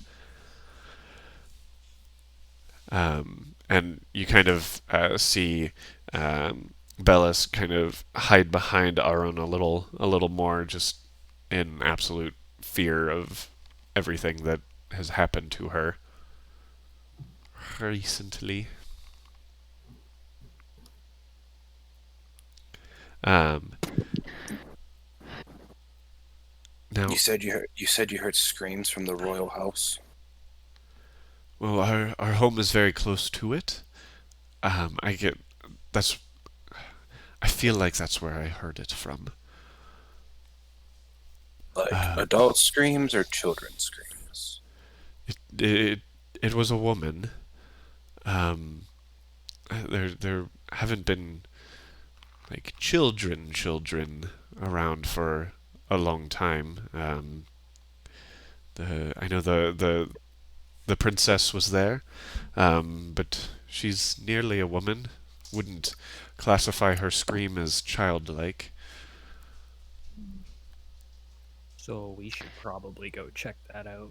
Or we could go to the place where we had planned on going. It's the same place, right? Same place. It is the same place. Damn it. There's no avoiding this one. Fine, we will help. I don't know that there's a way to help us get back there if there's no one left. No, you should not go back. You need to bail, Christian Bale, way the fuck out of here. Can you fight? And Fisherman. I'm afraid I can fight a fish. I'm pretty good at it.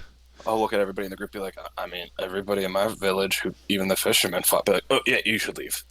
Yeah, you need to get to, like, another continent at this point, I think. I would try the south one. I heard it's nice. Yeah. The southern continent?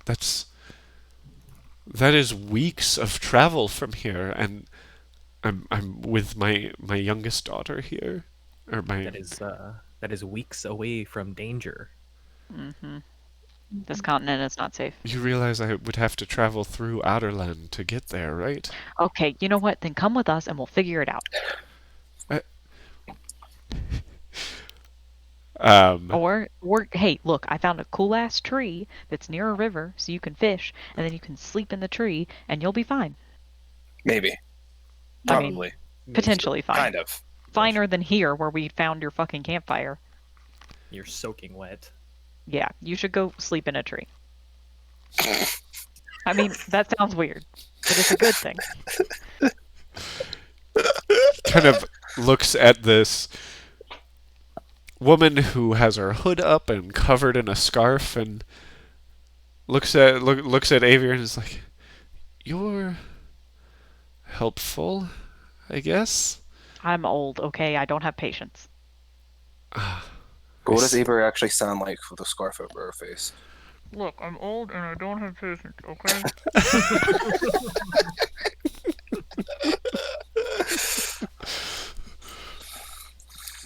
All right. It's like wearing a mask in the workplace. Awful. Womp womp. Yet necessary. Marvin looks at you. It's like, I mean, we do have family in Wendland. We might be able to travel east of here and get on a boat in Ilium. I mean, if you really want, you can go live in the mountains with my old tribe. Kind of, he looks over at you. Make another persuasion check.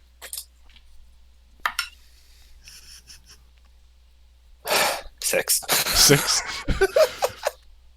Like, I'm not sure how I could help folk such as yourself.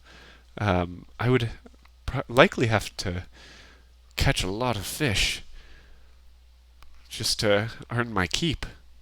And I mean, I'm a good fisherman, but I assume by tribe you mean a lot of large people.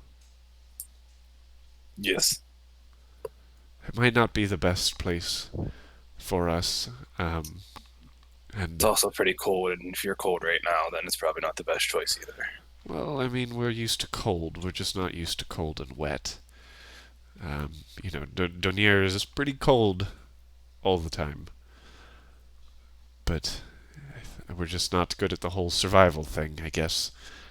But I think we'll make our way eastwards and try to go across the North Sea over to Wendland.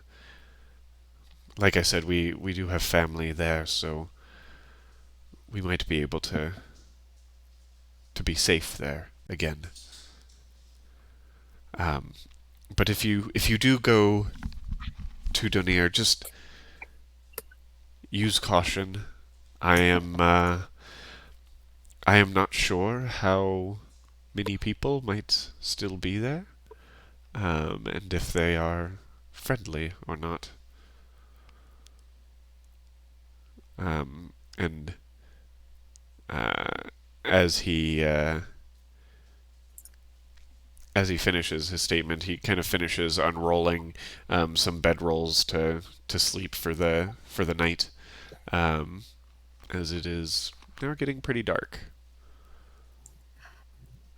I don't know if you guys would be willing, but could you maybe stay nearby overnight, or are you traveling to Dunir right now? It doesn't really make much sense for us to travel through the night. He did say it's only a few hours, but We could end up exhausted and useless. Exactly. We will protect them for the night and then move on in the morning. Should we bring them back to the tree? Wasn't the tree a whole day The away? tree was a whole day away. Never mind. Yeah. Can I try to find something equally as good as the tree near us? Yeah, go ahead and roll a survival check. Well, fuck. Aw, 12. no. A 12?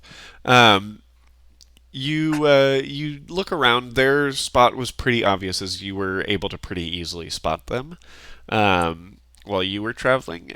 But you are able to kind of look not too far away. You're able to find a little clearing and move the camp over in that direction and kind of show the three of them how to build a campfire that doesn't light up as much, but still has the ability of keeping warm. Yay, I helped. Yay. I'm gonna grab a rock and go to sleep. All right. I'll take first watch. Okay. Just as a reminder, Avir, you still do have that broom that you were attempting to try to figure out how to make fly. Oh, fuck, I totally forgot about the broom. I just remembered it just When now. did you get a broom? I When totally the witches attacked. The witches. I was Yeah. drinking while we played that session, so I did not write it down. Gotcha. So you do have that broom with the word marks written around it. If you wanted to spend any amount of time investigating or making an Arcana check on it before Hell going yeah, I to will. bed. Okay, go ahead and make an Did Arcana. Should have been making Arcana checks every goddamn day. Before Doesn't I matter, because I got a 19. Okay. What was that? One swing? I was gonna say, did I read it for her? I don't think she showed it to you. No. Oh no, okay. we should have done that. Well, we'll mix that with my 19, Okay. whatever I rolled. Okay. Arcana. I'll say you can roll it at advantage with one swing helping you. Okay, I don't know if I can do better than a 19, but I didn't. Okay. So you guys spending like about an hour before going to like actually bedding down for the night. One swing is kind of able to help you translate words for flying and movement. Like movement words such as forward, backward, left, right, up, down. And then one swing, make me an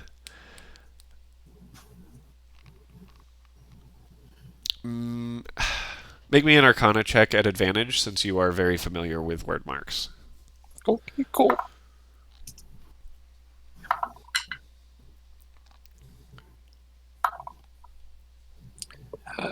15.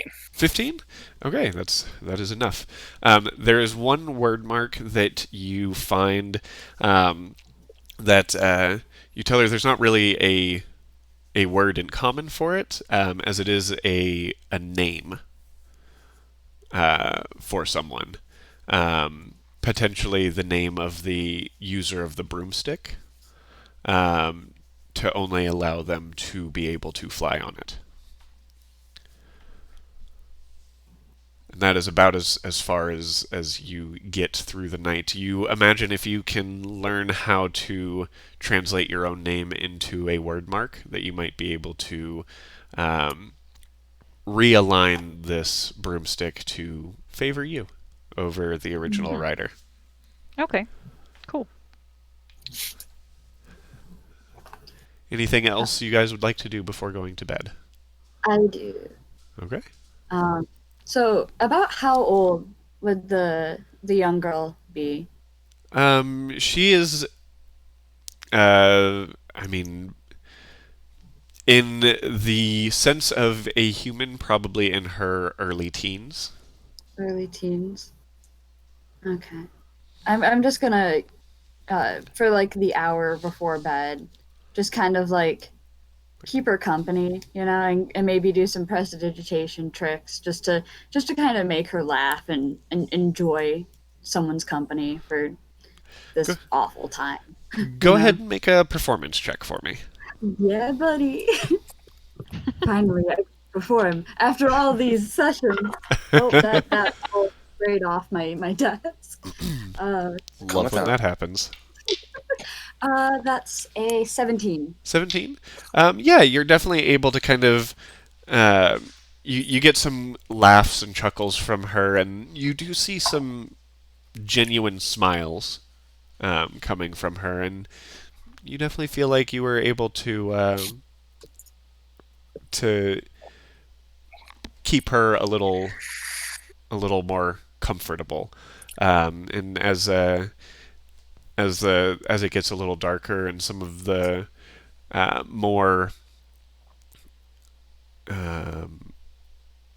some more of the naturey sounds start to come out, she kind of whispers to you, "Thank you. It's anything to kind of keep my mind off of what happened has been really nice." And she's kind of fiddling with what looks like a fishhook carved from an antler, like a stag's antler. And she She holds it close. She's like, do you think we'll meet you guys again? I would hope so. Okay. Well, this is my lucky charm. I want you to hold on to it since you're going back to my home. And keep it safe. And when we see each other again, can I have it back? Of course. And she reaches out and hands you the hook, and it is an ornate hook. It has all sorts of designs of like flames carved into it. It's a fairly large hook. I would say the average human palm, it would cover the whole palm. Oh, wow. And it has a rope tied through the eye of it, and looks like it's been worn as like a necklace. Well, I'm gonna put it on as a necklace. Bellas's face lights up, and like that'll make sure that Temis keeps you safe. Thank you. And she kind of buries herself in her bedroll and tries to doze off. Good night. And I go back to my friends, all happy, smile ear to ear.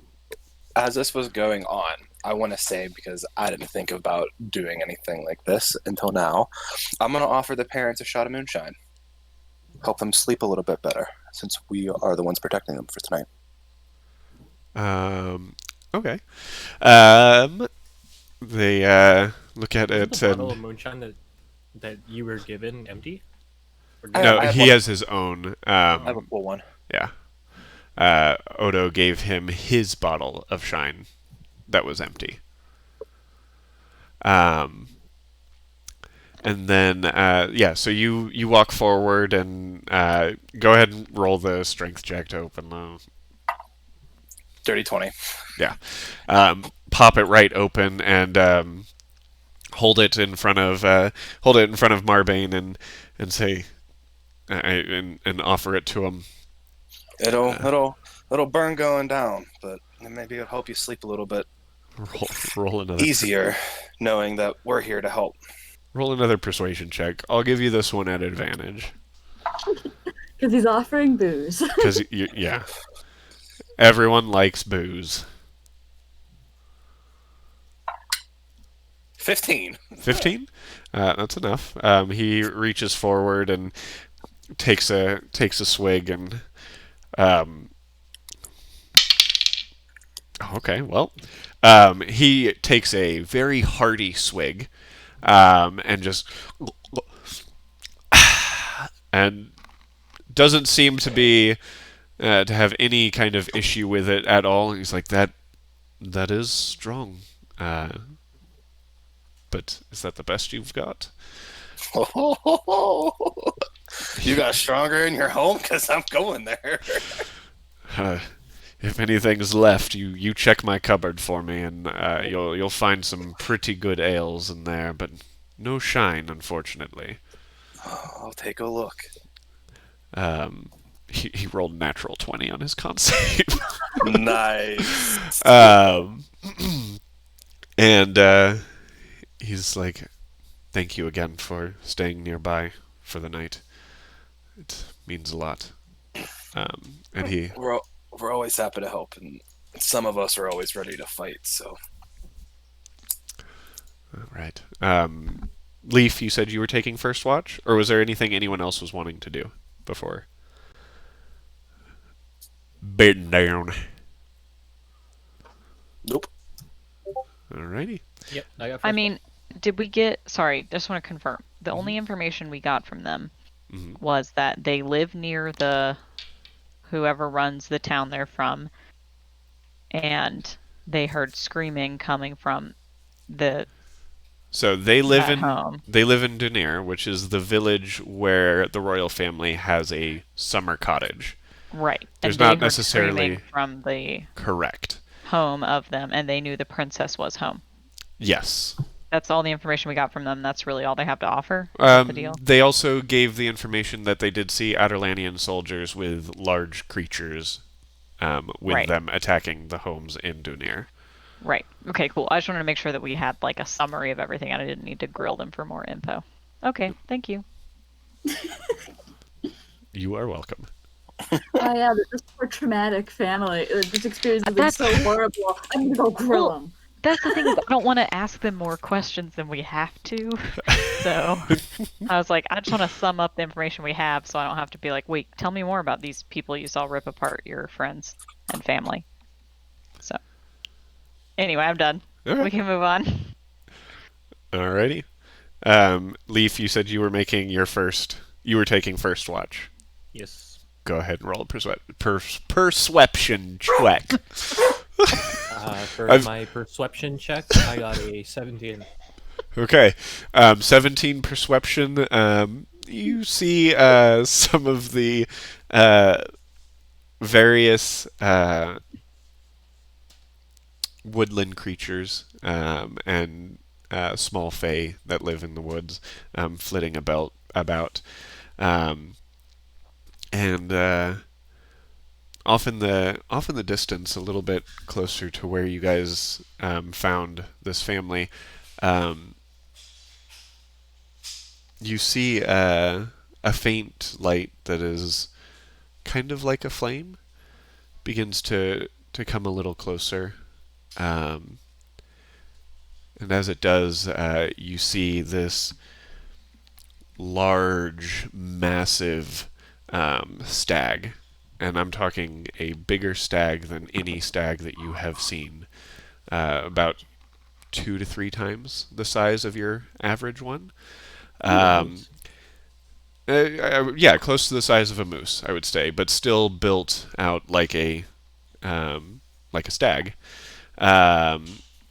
with very long antlers that continue to go up probably another 2 feet off of the creature's head, and nestled in between the antlers is this crown of fire, and it looks in at your camp, looks around. Do you do anything?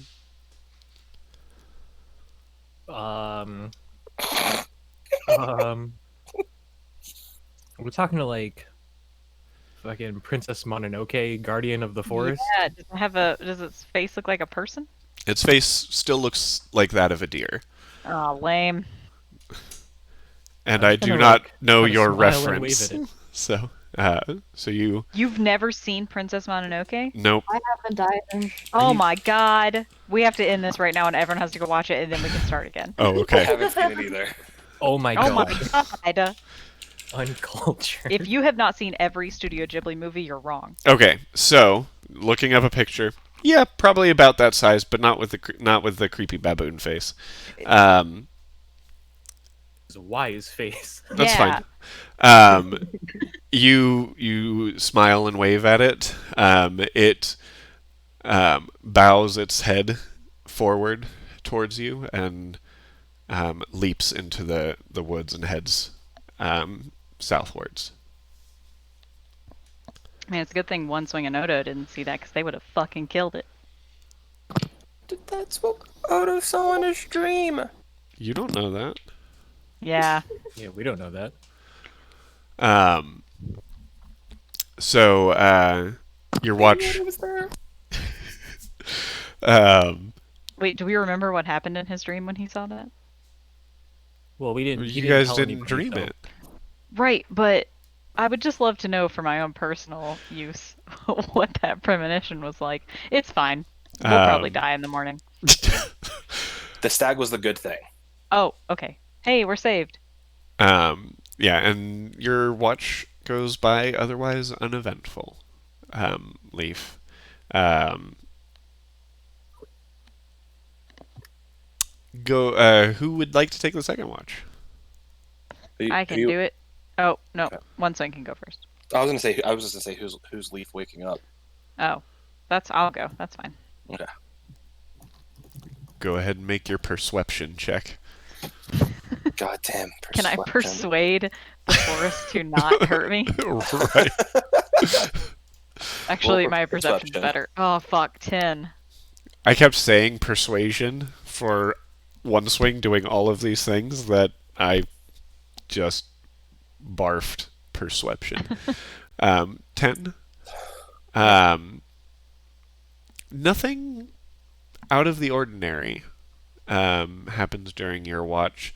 You do get a sense that you are being watched, though. You don't necessarily feel in danger. Did Leaf tell me about the stag? Mm-mm. Nope. Okay. Alright. Well, it's not like Avery's a paranoid person or anything, so this is great. Love it. And as you're kind of approaching the end of your watch, you see the same kind of figure walking a little northwards around the edge of the camp. This large stag with the crown of flame nestled between its antlers, kind of looking in towards your camp. Can I roll either like Arcana or Religion or something on it? Go ahead and Or History? roll a or... religion. Yeah, roll a history check. Yeah, let's go Okay. with a history check on this one. Fuck, yeah, 19. 19. You would actually be very familiar with these stags. These stags were taken by Brannon because he originally lived in Wendland. And after the first Volg War, he took his family across the ocean to Terrasen from Wendland, and when he traveled, he took a herd of these large stags. They're very common in in Wendland and have since become a common creature in Terrasen. They don't all have the flaming crown nestled in their antlers, but you do know that the symbol of Terrasen, which I believe I have posted in the Erilea chat before, Yes. is that large stag with the crown of flames. Yeah. It's known as the Lord of the North, who is a protector and watcher of the people of Terrasen in times where their monarch is not able to protect them. Can I speak to it? You can certainly try. I am just going to ask it to watch over this family as they travel, since we cannot. It looks over at you, and you hear a voice in your enter your mind saying, "I watch over all those in Terrasen, but I will follow this family and keep them safe." And he continues to walk northwards, out of sight a little bit. You gather he might be making circles around the camp itself. Okay. Cool. Avery feels super chill now. All right. I don't know if that's serious or not. No, that actually for once was serious. She wasn't being sarcastic this time. Who do you wake up for the next watch, or do you wake someone up for the next watch? I'm awake one swing up. Okay. Okay, One I'm swing, awake. One swing. Would you like to roll a perception check. That is a natural 19, so I rolled a 18 on perception. On perception? Nice. That's a pretty high perception roll. Especially for me. Not a whole again, not a whole lot happening in your during your watch. But once again, you do notice coming from the north, heading south, this massive stag with a crown of flames. Do I need to describe it every time it comes out? I think when I woke him up, I would have told him like, "Hey, there's a deer with fire. It's cool. It's our friend. What? You'll get it when you see it." What the shit?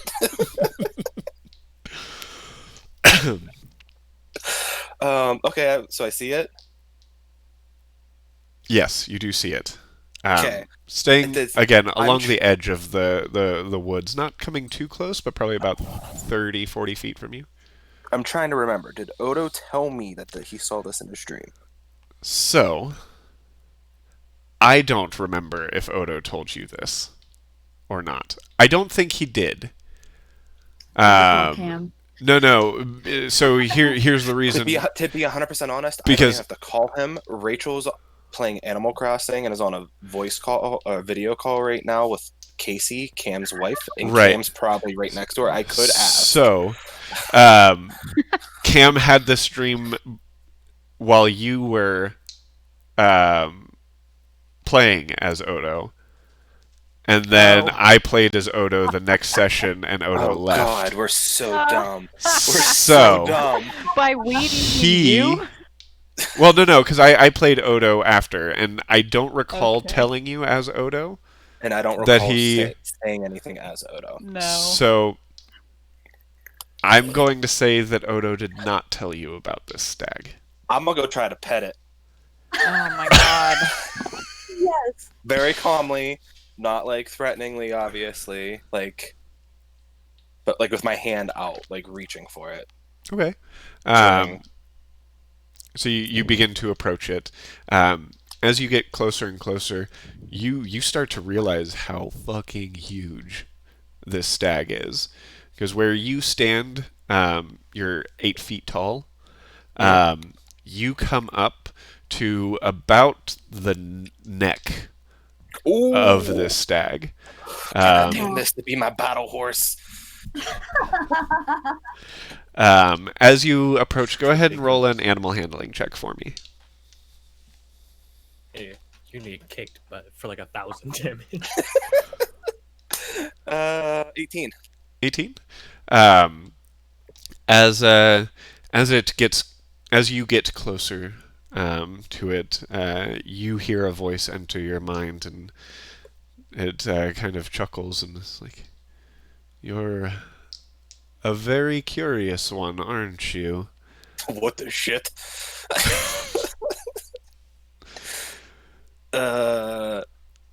Yes.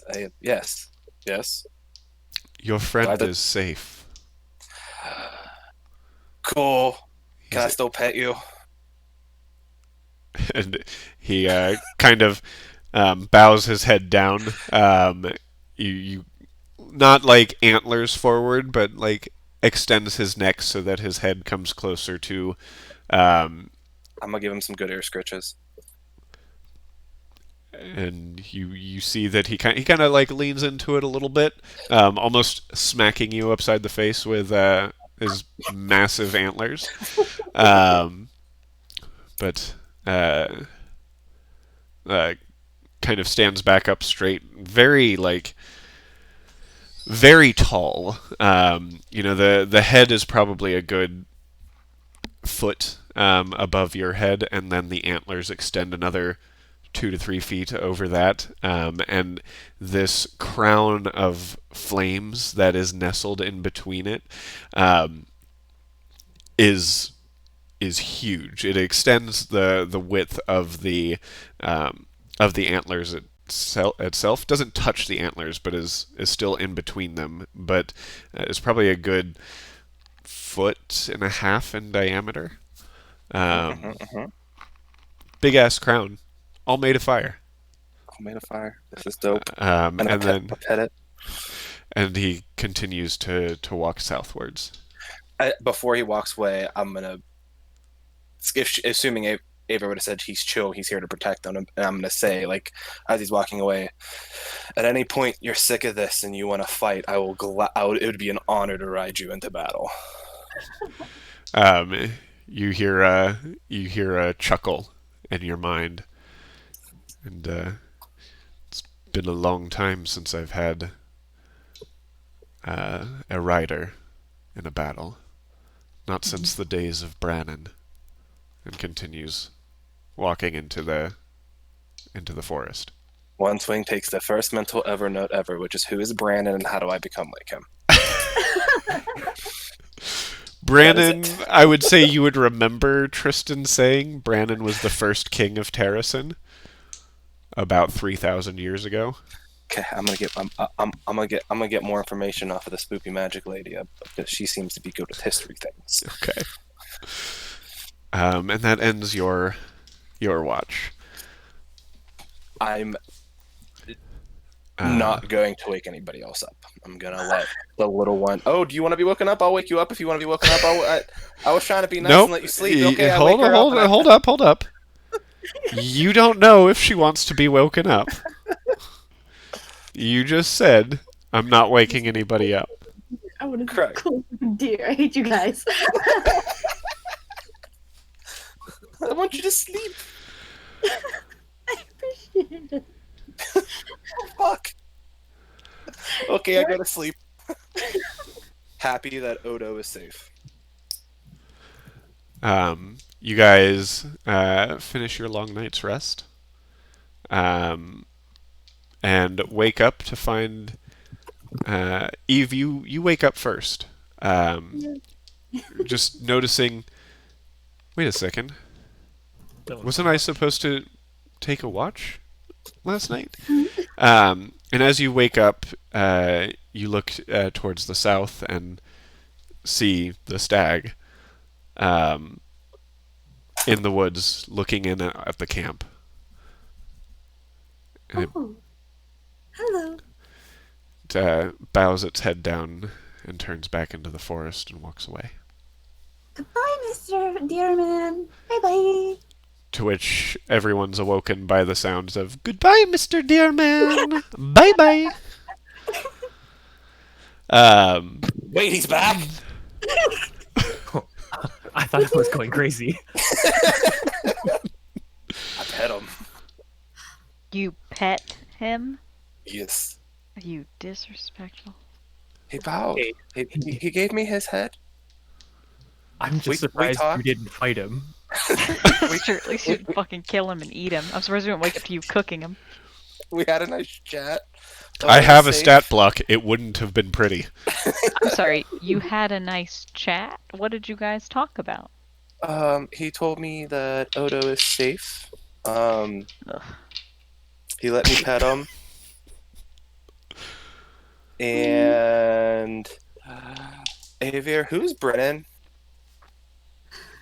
Excuse me? Who's Brennan? Brannon. Brannon. But you know I what? don't He know. would probably say Brennan. Brandon. I don't know anyone named Brennan. The first king of Terracin. Well, you just answered your own question there, didn't you? But like, do you know anything about him? Like in your books, like this. Like, apparently, I asked him that if he was ever sick of this bullshit, that I would gladly ride him into battle, and he said he hasn't had a rider since that guy. So, like, what do I gotta do?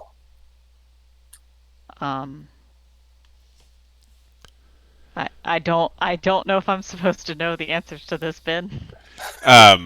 So Do you want to whisper Make me it- what make- I'm supposed to know? I feel dumb. I've had so no. much fun. What am I It's supposed okay. to know? Welcome to Here. the world. Give me BRB. Okay. Okay. Okay. What am So- I supposed to know? The Lord of the North is fairly well known in Wendland, and the one side of your family that you don't mention knows Mhm. a lot about these stags.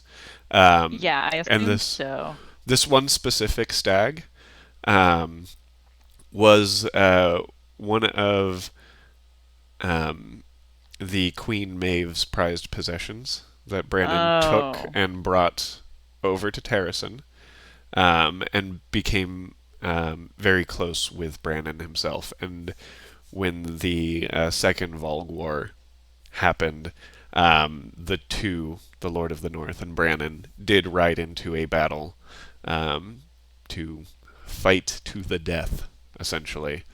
Um, during the, I'm sorry, the First Volg War is when that happened. Second Volg Okay, War was so a this thousand years. stag was the friendo of Maeve. Not really the friend of Maeve.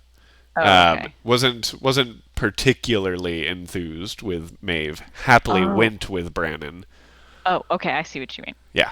Okay, so when they say who's Brannon, the only information I really know Brannon is the first king of Terrason, is that he's the and first king of Terrason. yeah. And I know that this stag is linked to him. Cool, okay, Yes. I'm good. We Cool. can Rock on. go. Animal handling check. Alrighty. I'm sorry, One Swing, what was your question? How do I become more like the first king of Terrason, Brandon? Brandon. Wait, that was Brandon. not your question to me at first. Yeah, it was. This is a Yeah, much it more was. evolved. Was it? You want Yeah. to become more like him? Yes. Okay, do I- then dive headfirst into the battle of the century. That's how you can become more like him. So be myself. Yeah, you're on your way, bud. Be a good Let's- person and fight in battles. Let's go kill these people at this thing. Let's kill the people Donor. at the thing. Let's go to Donor. Can we put that on his flag when he becomes king? Can that be his seal? We, we just had a talk about how I kind of was a king. Oh God. You know, like a tribe leader, but you know, Yeah. close enough in the scheme of things, I guess. All right. I would Listen. do everything in my power to make One Swing a king. Just I would not. Avier's opposed to this, but is going to say that we should move on. That is the family still chilling? Have they bailed? I missed that. No, the family is just beginning to wake up at this point, and is kind of looking at you guys, arguing about becoming Brannon, and you know, I do believe that Brannon would like your spirit, big one. That's what I'm talking about. He gets it. He obviously does. Also, sir, whose name I did not learn. Marbane. My name is Marbane. All right, Marby. Oh my God. Listen, you guys will be safe. Marbane. Marbane. My name is Marbane? Marbane. What did I Sorry say? for my Pretty thumbs. sure I said something like that. Anyways. Anyway, you will be safe. Continue on your way. You'll be fine. Just don't kill any deer. Stick to fishing.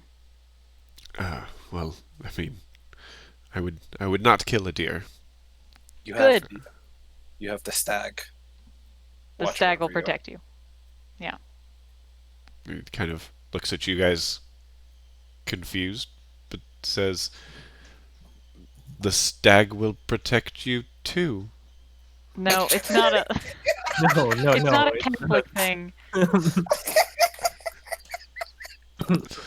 No, he literally will protect. No, there's literally a stag who will literally protect you. And not in the white girl way of saying literally. I mean actual literally. Like he's bigger than me, and I'm pretty Mhm. big. He had to Big bow old his deer. head. He had to bow his head for me to touch him. There's like a crown made of fire. It's amazing. Wait, you saw the Lord of the North? Yeah, it's Yeah. fine. He's with us. Now he's with you. So we're all cool and you're safe. Just don't do anything stupid. Got it. Okay. Okay, which direction is your village? Because we need to go. Yeah, we should That head way. there ASAP, Rocky. Yeah. And he points pretty much directly westward, eastward. Eastward? Eastward. Oh my god. Cardinal directions. What a bitch. All right, Avier starts walking east. You guys continue your traveling. Go ahead and make one more perception check. It won't take too long to get there, thanks 18. to Avier's really good survival roll the day before. 18. Nothing super out of the ordinary as you walk through the woods. You do feel like potentially the Lord of the North being so nearby kind of was keeping a lot of things away from this area, as there's not a whole lot of even regular wildlife movement around here. But as you continue forward, you do start to. There are fireworks going on outside. It just scared the crap out of me because I wasn't sure what was happening. It started Make too. it stop. It just started too. That's the funniest thing. You start to see some black smoke billowing over the trees, looking as though you are approaching the village. I'm just gonna stop the group because I'm assuming we all see the smoke. Did Avier Yeah. point it out? Yeah. I'm gonna be like, yo, smoke. Yo, smoke. Listen, Avier speaks in The things that dopest old elf ever. Yo, smoke. Compensating. It's dope. she's very with it with lingo. And who knows, in this time that could be the lingo of old people. And everyone else is just formal, and that's the young true. people thing. It's canon now, guys. It's canon. To be Now old, every time you have to run speak in across an modern old day elf. slang. It's not even modern day slang. It's old slang still. No, yeah, but Avier also says things like, it's Gucci and let's do this ASAP Rocky. Like, she's an idiot. Just let her live. Still old slang. I know. Neil. She's 10 years out of date with even modern slang. Oh my god. Hey, do you think Krakus could turn into one of those things? Into the, I into Oh, the deer. what? The, Oh, the deer thingy. I don't. probably not with, like, the incredible strength and not with the flaming crown and not with the same clout, I would assume. Not with the same clout, exactly. So he ain't gonna have that drip. So he can be the Lord of the North, but not with as many Twitter followers. Yeah.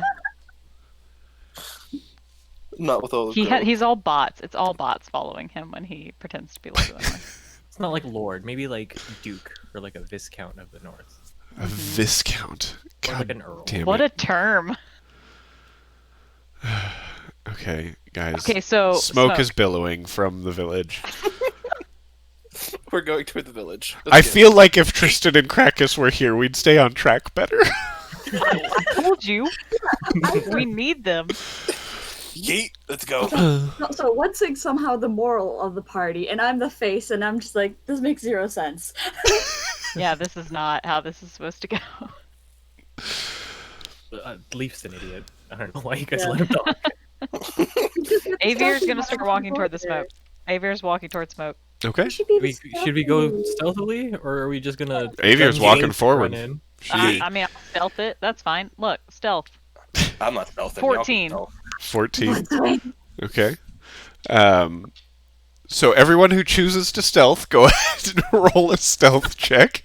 Plus my dex is. I rolled a 16. Okay. Leaf, are you being stealthy? 24. Okay, so Leaf, you, Avier, and Eve are moving fairly slowly through the woods, and all of a sudden, Oh, just God. bum bum bum bum bum bum bum. One swing just walks forward right down the road towards the village. I'm just gonna look at Eve and be like, I mean, Avier did say to just charge into battle. I didn't mean like this. One Not this swing. battle. As like you this. enter the village, go ahead and roll me a nothing, because the village is completely empty. You Oh, I thought it was see, gonna be a TPK. Because we took too long. you see probably about 15 to 20 different buildings, dwellings in this village. Some they're it's a kind of like mostly log cabin kind of looking homes. Some of them have like straw thatched roofs, kind of thing. They're not super flame resistant due to the weather here. A lot of the roofs look collapsed. A lot of doors broken in, windows broken, and you see some of that black smoke kind of billowing out of various dwellings here. Go ahead and roll me a perception check. A perception. Perception. A per stealth weapon. 16. 16? 18. 8. You're not there yet, buddy. You Y'all moving see slow as one shit. swing Yeah, he's just way ahead of you because you guys decided to stealth. There have been cards left. One swing, you don't see any sign of life or movement. Is there in this any village. way to tell with the houses which one is the most bougiest? The most, Yeah, would Leaf and I be familiar with like elven architecture enough to be able to tell? So each of these homes seems to be like a single story dwelling. There is one that is slightly more finely crafted and a two-story cottage as you guys all enter the village. That cottage seems to be at the far north of the village. It's not a big village. We're talking like 300 to 400 feet away from where you guys enter. That is the one building that does seem to be larger. And the other, the Florine River, cuts through the village. And there's a small bridge that goes from the village to where this dwelling is. And there seems to be a gate slash stone fence around it. Okay, let's go to the bougie place. Let's go there. You guys just go straight there. As you get closer to it, it's still a very humble home. It doesn't look like that of a monarch of a kingdom would stay in. It looks like a small summer home in the woods that maybe someone with a little more money has, but its appearance is very humble. The main thing that differentiates it, and you guys, as you get closer to where that bridge is, you start to see the main gate is bent and broken inwards, and on each side of it, you see that the symbol of Terrasin, the Lord of the symbol of Orinth, that Lord of the North amulet-looking thing on each side of the gate, which you would assume is this summer cottage. Yeah. Let's investigate. Yes. You guys decide to enter?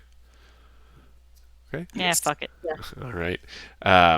As you make your way into the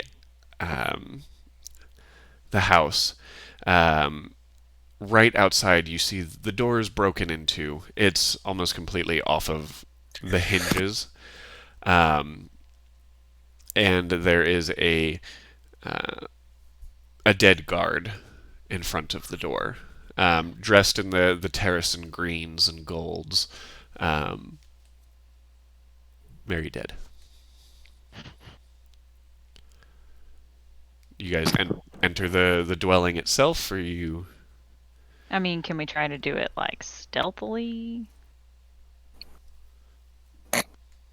Or no? Okay. No. you can try. I'm not. All right, let's fucking run in there, screaming. Maybe Um, not screaming. Xavier's not a screamer. It's fine. You guys. It wasn't supposed to be like that, but now it is. You guys enter the home, and you see two more terracin guards that are what look to be thrown across the room, as one is up against the stone wall, and the other is just on the other side of the doorway. Are you guys wanting to investigate the room and kind of see what's going on? Yeah. Oh, yeah, Okay. definitely.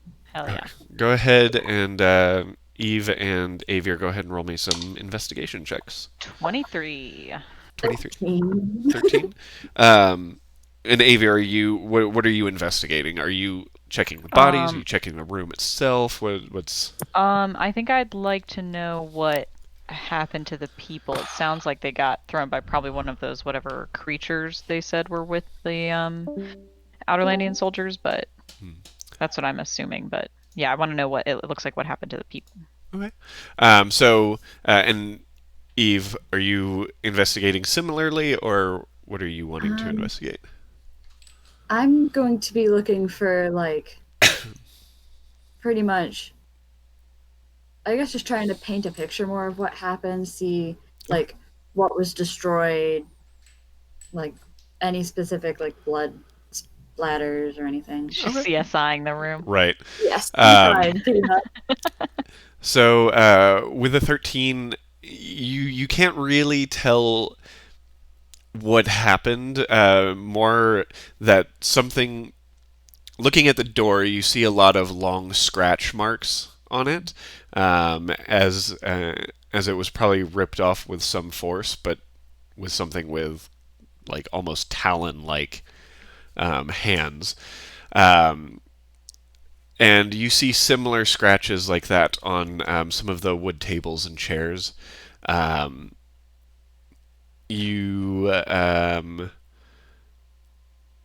You also notice a stairway leading up to a second level, and kind of like a almost a balcony kind of thing on that stairwell, where you can see three separate rooms, doors in various states of open, close, and broken into.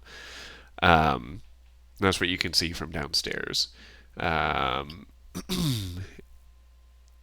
Avier, you looking at the bodies, you see a lot of those same like long talon-like gashes in the guards, and then on the necks and shoulders these massive bite wounds that looked like they had like really long sharp teeth that bit into this guard. And in addition to that, looking more closely at the guard itself,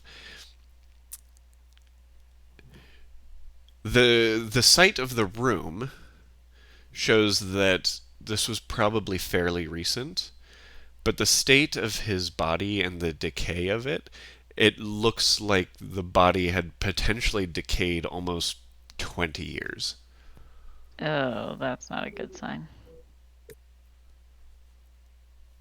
Okay, do I have any idea, based on history or survival or whatever, what kind of creature could do that to a person? Um, Can I roll anything? Or roll. This would have a pretty. I assume it's Uh, not going to be easy to figure it out, yeah. but Go ahead and roll an Arcana check for me. oh, okay. 16. A 16. So you've done a lot of studying on magics and magical creatures and things of that nature. But looking at how like it almost looks like some of the life was ripped from this elven form in front of you. There is nothing you know from this realm that could do something like that. Oh, cool. Otherworldly creatures. Great. Love that. Love that for us. Love that. Cool.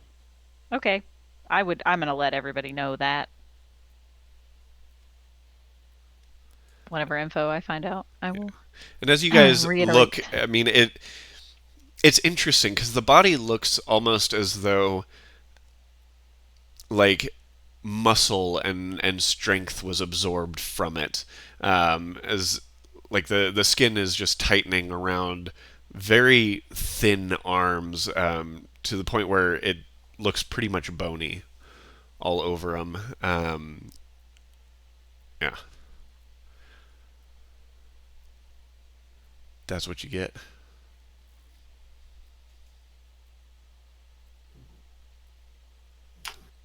Anything else you guys would like to do in this front room? No. Not that I can think of. No. So as you enter, you do still have the stairwell that leads upwards, in those three rooms. Um, the This main area has a small hearth and table. This is mostly the common area of it. It looks like bedrooms and dwellings would be upstairs. Can I check for a hidden cellar? Okay. Because that seems to be pretty common. Okay. For Go ahead and roll an investigation check, looking for any kind of hidden doorways or anything like that. 14. 14. Making your way around the bottom floor, no kind of doorway or cellar entrance that you can find.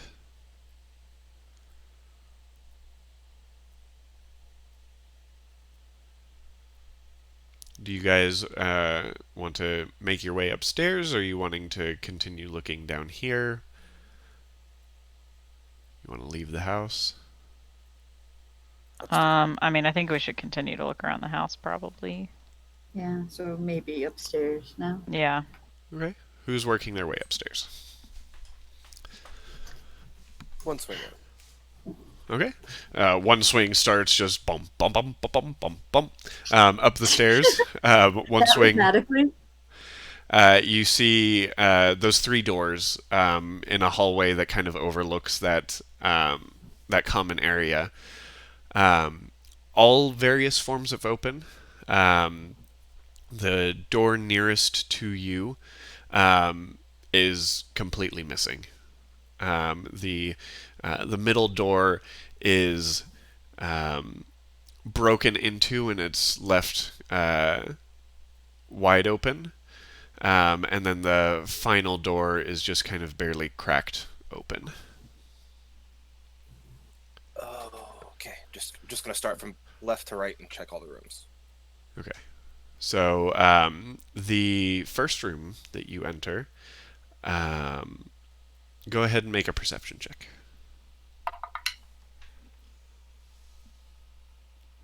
Any advantage or anything like that for any reason? No. Oh, okay, that's a 0. Okay. Natural 1 minus 1. You walk into the room, and you are just kind of confused as to why the door is completely missing and where did it go? You kind of start leaning over the railing, looking downstairs, and um, anyone else coming up the stairs? With, Yeah, I'll go Jesus upstairs. Christ, please. So Leaf looks in and sees the door right on the inside of the room. Right there. It was off the hinges, but it's right there. Oh, thanks, Leaf. I couldn't see it. I was just real confused. Um, Okay. A we're not looking for doors. regular, just walking into the room perception. This does look to be a young woman's room. There are books everywhere. Like, this room is stacked with piles of books. Fuck, I should have gone. I'm gonna call Avier and yeah, I'm That's just gonna okay. call Avier upstairs because I don't know what Eve is doing. And be like, look, books. And then I'm gonna walk to the other room. Okay. So Leaf shouts to the house, "Look, books!" I would say Avier and Eve both hear this. I scramble up the stairs. Okay, yeah, I'm gonna go up the stairs, and I'm also gonna hit him on the back of the head when I get up there. Okay. He deserves Go ahead it. and roll just a unarmed strike, Oh, god damn it. just for fun. Like a +0 to unarmed strikes. I do. That's a 12.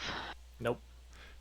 You reach forward to bop him on the back of the head, and he ducks out of the way. Okay, so this is weird about my unarmed strikes. I have a +1 to unarmed strikes, but they do 0 damage no matter if I hit or not. Yeah, I know. Okay, I just wanted to point that out. Uh-huh. Very odd. Dodges out of the way. You look into the room, and yeah, you see piles and stacks of books in this first room. Okay, I guess we should probably like investigate to see if anything jumps out at us. Okay. You two go ahead and roll investigation checks. Leaf and One Swing, what are you doing during this while they start searching that first room? Should we go check out the next room? Okay. I'm gonna turn back and look at Eve and Avier and be like, hey guys, if you find a map, don't move any of the pieces. Yeah. Maybe you should tell yourself that. Duh, Oof. idiot. No reason why. I was just saying. Mm-hmm. Some I didn't people know. may not have realized. I don't know. A lot of people probably would realize. Okay. So everyone go ahead and roll investigation. Or I guess One Swing if you want to check that room first before going into it. I got a 14. You got a I 14? got 17. 17? I got 15. 15. Hey! Hey, that's pretty good. And then, okay, so starting with the books. 14 and 17. There are a lot of books. Looking through the room, you get the sense that you kind of look through the books, and there's all sorts of different books in here. We're talking everything from some like works of fiction, works of fiction. All these books are about fishing. At first, I thought you said fiction, and I was like, Um, thick books. so Fictions. you also That notice book is some history books as well.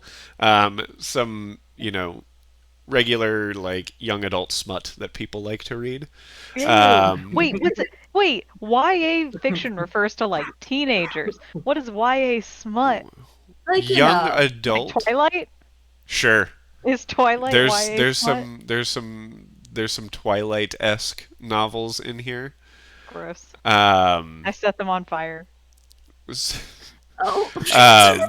as you actually look at some of these more smutty books, you actually already see that there are some burn marks in the bindings and on some of the pages. Oh, well, it's not okay when anyone else does it. And you gather that some of these burn marks are in the shape of smaller feminine hands. Oh, On this investigation through a lot of these books, you see a couple of books with similar burns on them. Some of the history books, it almost looks like the some of the entire pages had ignited um, while this person was looking at them. And knowing what you know of the air of fire, you gather that this was probably Aylin's room. hmm. She likes to read. Smut. There's history books and other things in here as well. Um, Eve, you rolled a 17. Correct. There's actually one book in there that's very interesting, as it looks to be um, covered in word marks. That's Oh, cool. similar script that Avier has performed the unlocking spell with, and that One Swing has been able to read on the obelisks and things like that. Avier, I found this book and it has the word marks on it. Oh, shit. Take it. Okay. Maybe you should hold on to it. That's fine. I can do that. You have one wordstone tome, or word mark tome, not wordstone, word mark.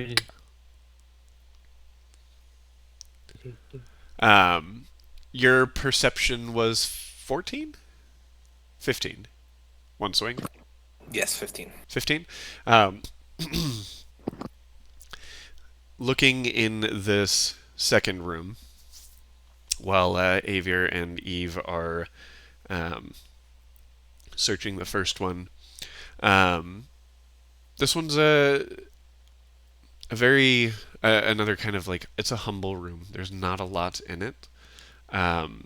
What you do notice is a dead, dark-haired woman in the corner by the window.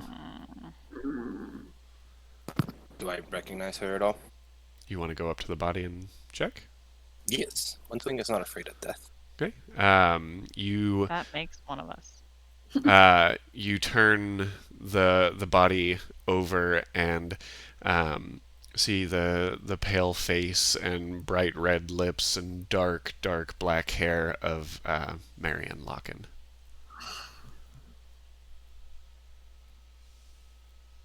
Is there anything for me to cover her body with?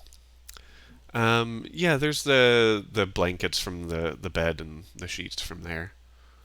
Okay, I'll cover her body. Okay. You take some time to, and Leaf, you see all this as well. He takes the time, kind of covers Marianne's body. And what is your passive perception, Leaf?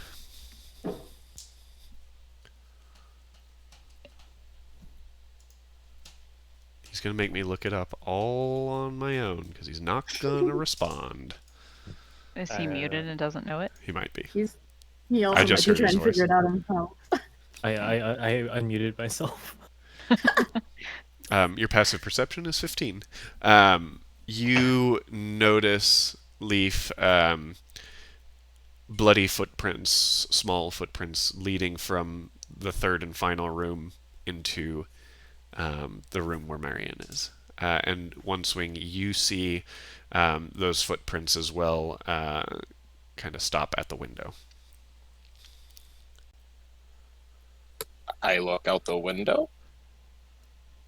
You look out the window? Okay, make another perception check. 15. 15. As you lean out the window, you notice another bloody footprint on the sill of the window itself, and the roof of the building kind of slides down into Assassin's Creed style hay bale. Not nearly as large of a drop, though.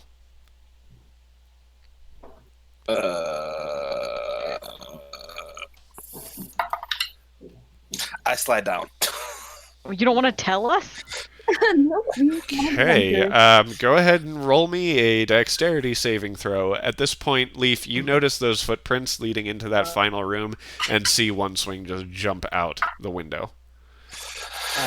I'm gonna call to the others in the other room and say, One Swing just jumped out the window.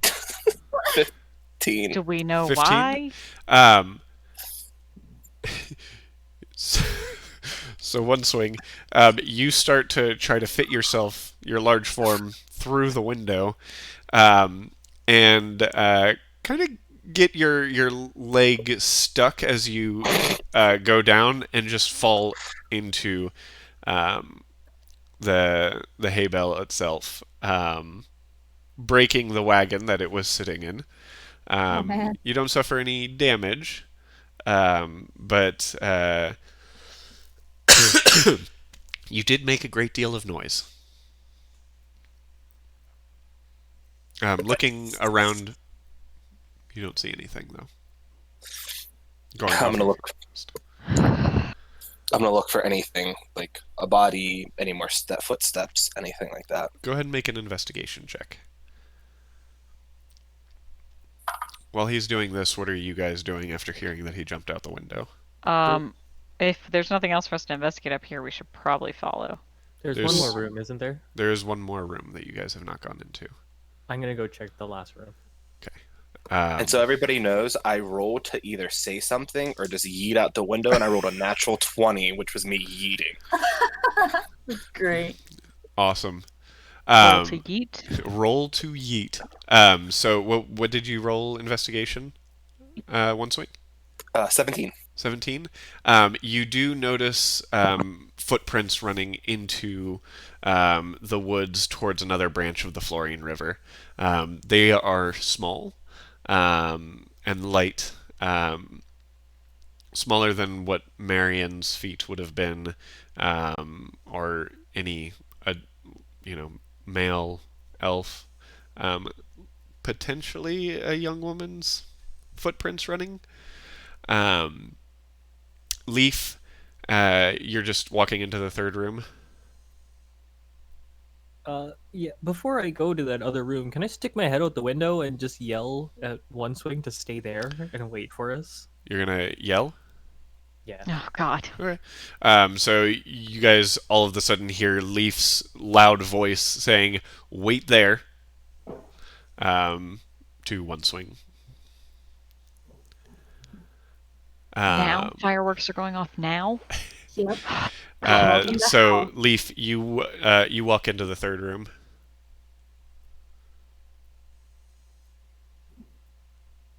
Leaf. He muted himself again. Oh, okay, good. Yeah, I walk into the third room. Make a Constitution saving throw. Oh no. Gone but not forgotten. Da-ba-da-ba-ba. In the arms of 14. 14. As you walk into the room, Leaf, you are overcome with this really strong smell of rotting flesh, and as you look into the room, you see this large bed, absolutely soaked with blood, and two bodies on the bed. No. I hate it here. I'm gonna pull my cloak over my face. I'm gonna tell everyone. I'm gonna tell everyone that there's two more bodies here, and I'm gonna approach and investigate. Roll an investigation check.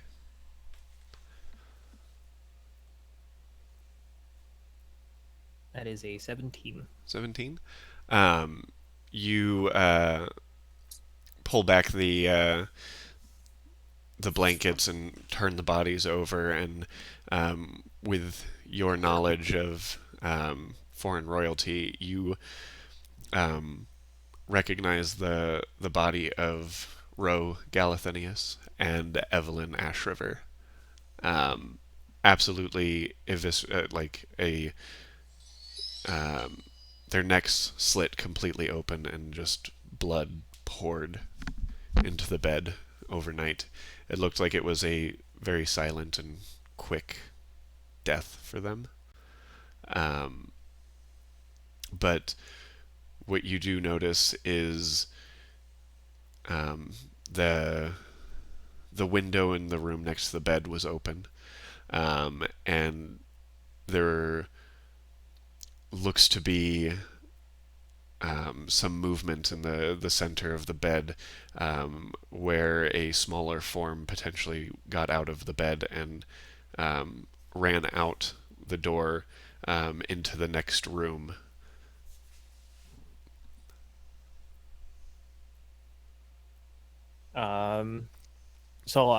And they're the same size footprints as the ones we found in the other room. They're that the led same outside? footprints that One Swing found. They're the ones that you saw in the hallway from that room. Okay. I'm gonna go back to the first room because I assume that Avier and Eve are still there. Yeah. I'm gonna tell them. You guys see Leaf come in. His hands are completely covered in blood. What you been doing, bud? I did yell from the landing that there was. Oh, two that's right. bodies. You Yeah. did. Hey, were they friend or foe? They were the royalty, and now we might. The young lady might still be alive. These footprints that you see in the hallway, they lead outside to where One Swing fell or jumped out of the window. I don't know anything more than that, but I'm gonna go down and see if there's anything else that we can. Yeah, Follow. we should Yeah. follow One Swing. Hmm. I'm gonna go down the stairs. I'm not jumping out the window. Yeah, I'm also not going to jump out a window. I'm not an idiot. Yeah, no. One Swing, as you're looking around outside, you suddenly feel cold metal against your back, and a voice go, "I don't know who you are or what you've done with Aelin, but do not move or I will gut you where you stand." And that's where we're going to end tonight. Oh my god.